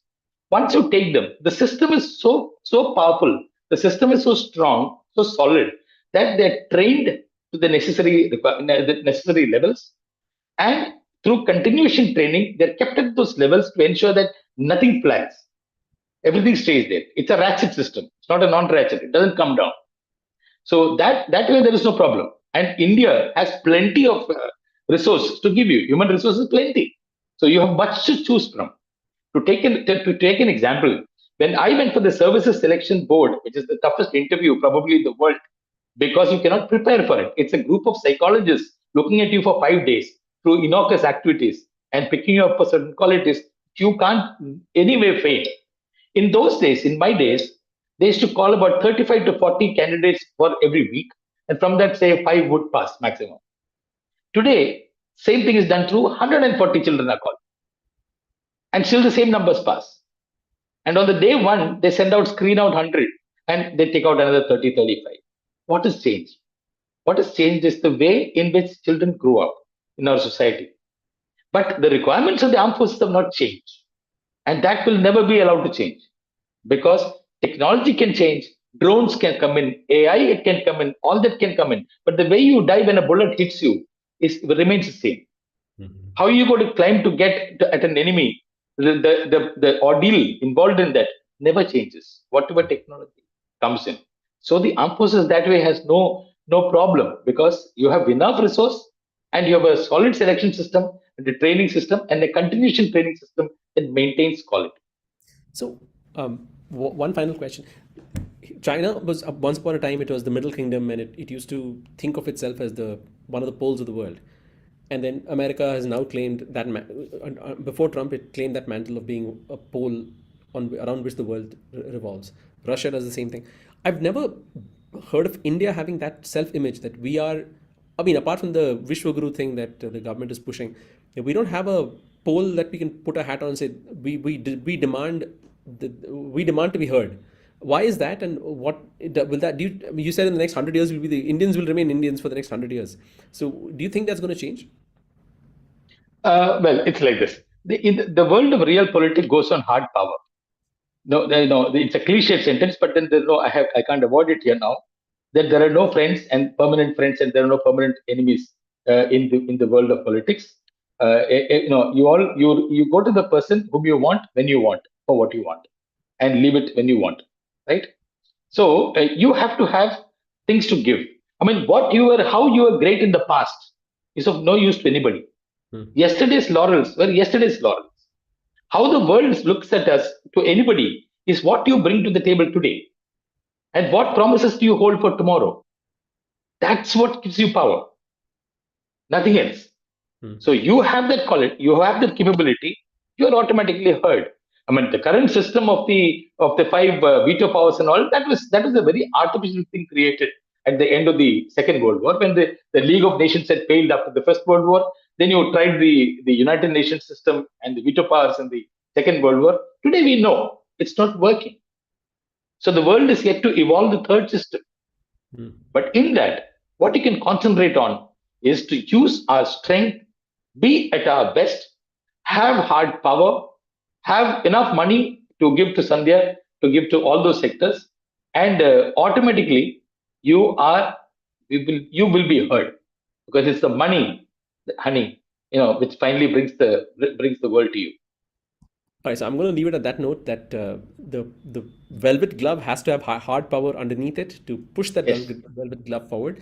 Is there anybody else who has any questions, any thoughts to share on Commodore G Prakash's Tryst with Destiny speech, or about the entire program? Please feel free to jump in and share that. Otherwise, I think it's past midnight, so officially our 79th Independence Day has started. Shabana, are you still there, or have you dozed off? Oh, she's No, I'm still here. It's only the lights are off, so that's why I'm not switching on the camera. But thank you so much. It was really wonderful to hear. And any final message would you like to give to our audience for this year? Means Are you 70. telling me? Yes, yes. So let me get out of Yeah, the, yeah. let me get out of the frame. Wait, hang on. This is your moment. Yeah. Commodore, go ahead. Yeah. India is a great country. India has had many flashes of brilliance in the past, but we have also have had our own reasons to be worried about how we conduct ourselves. We are deeply multicultural, multilingual, multi-ethnic, and that's something which we evolved into over thousands of years. That is our strength. And if we really capitalize on our strength, if we really use our empower our youth, skill them correctly, train them correctly, and provide excellent healthcare, education, and quality of life to our citizens, we will. There is nothing that can stop us, and one day we will be a great power in this world. On that Awesome. note, I think it's time to wish each other and wish everyone a very happy Independence Day, very happy 79th Independence Day. And thank you so much for being part of this, the second Tryst with Destiny, 78 years after the first one. Thank you for being part of that. Thank you, E.T., thank you, Lorna, thank you, Shabana, thank you, Meenu, and of course, Sandhya and Commodore GP. Very grateful. Have a great night and catch up on sleep, Commodore, because you have a big day tomorrow at Calicut, at NIT Yes. Calicut. Happy Independence Day to everyone. Thank you, Sai, for creating this. Good night, everyone. Thank you so much. Yeah, good night. So I'm going to end the meeting then.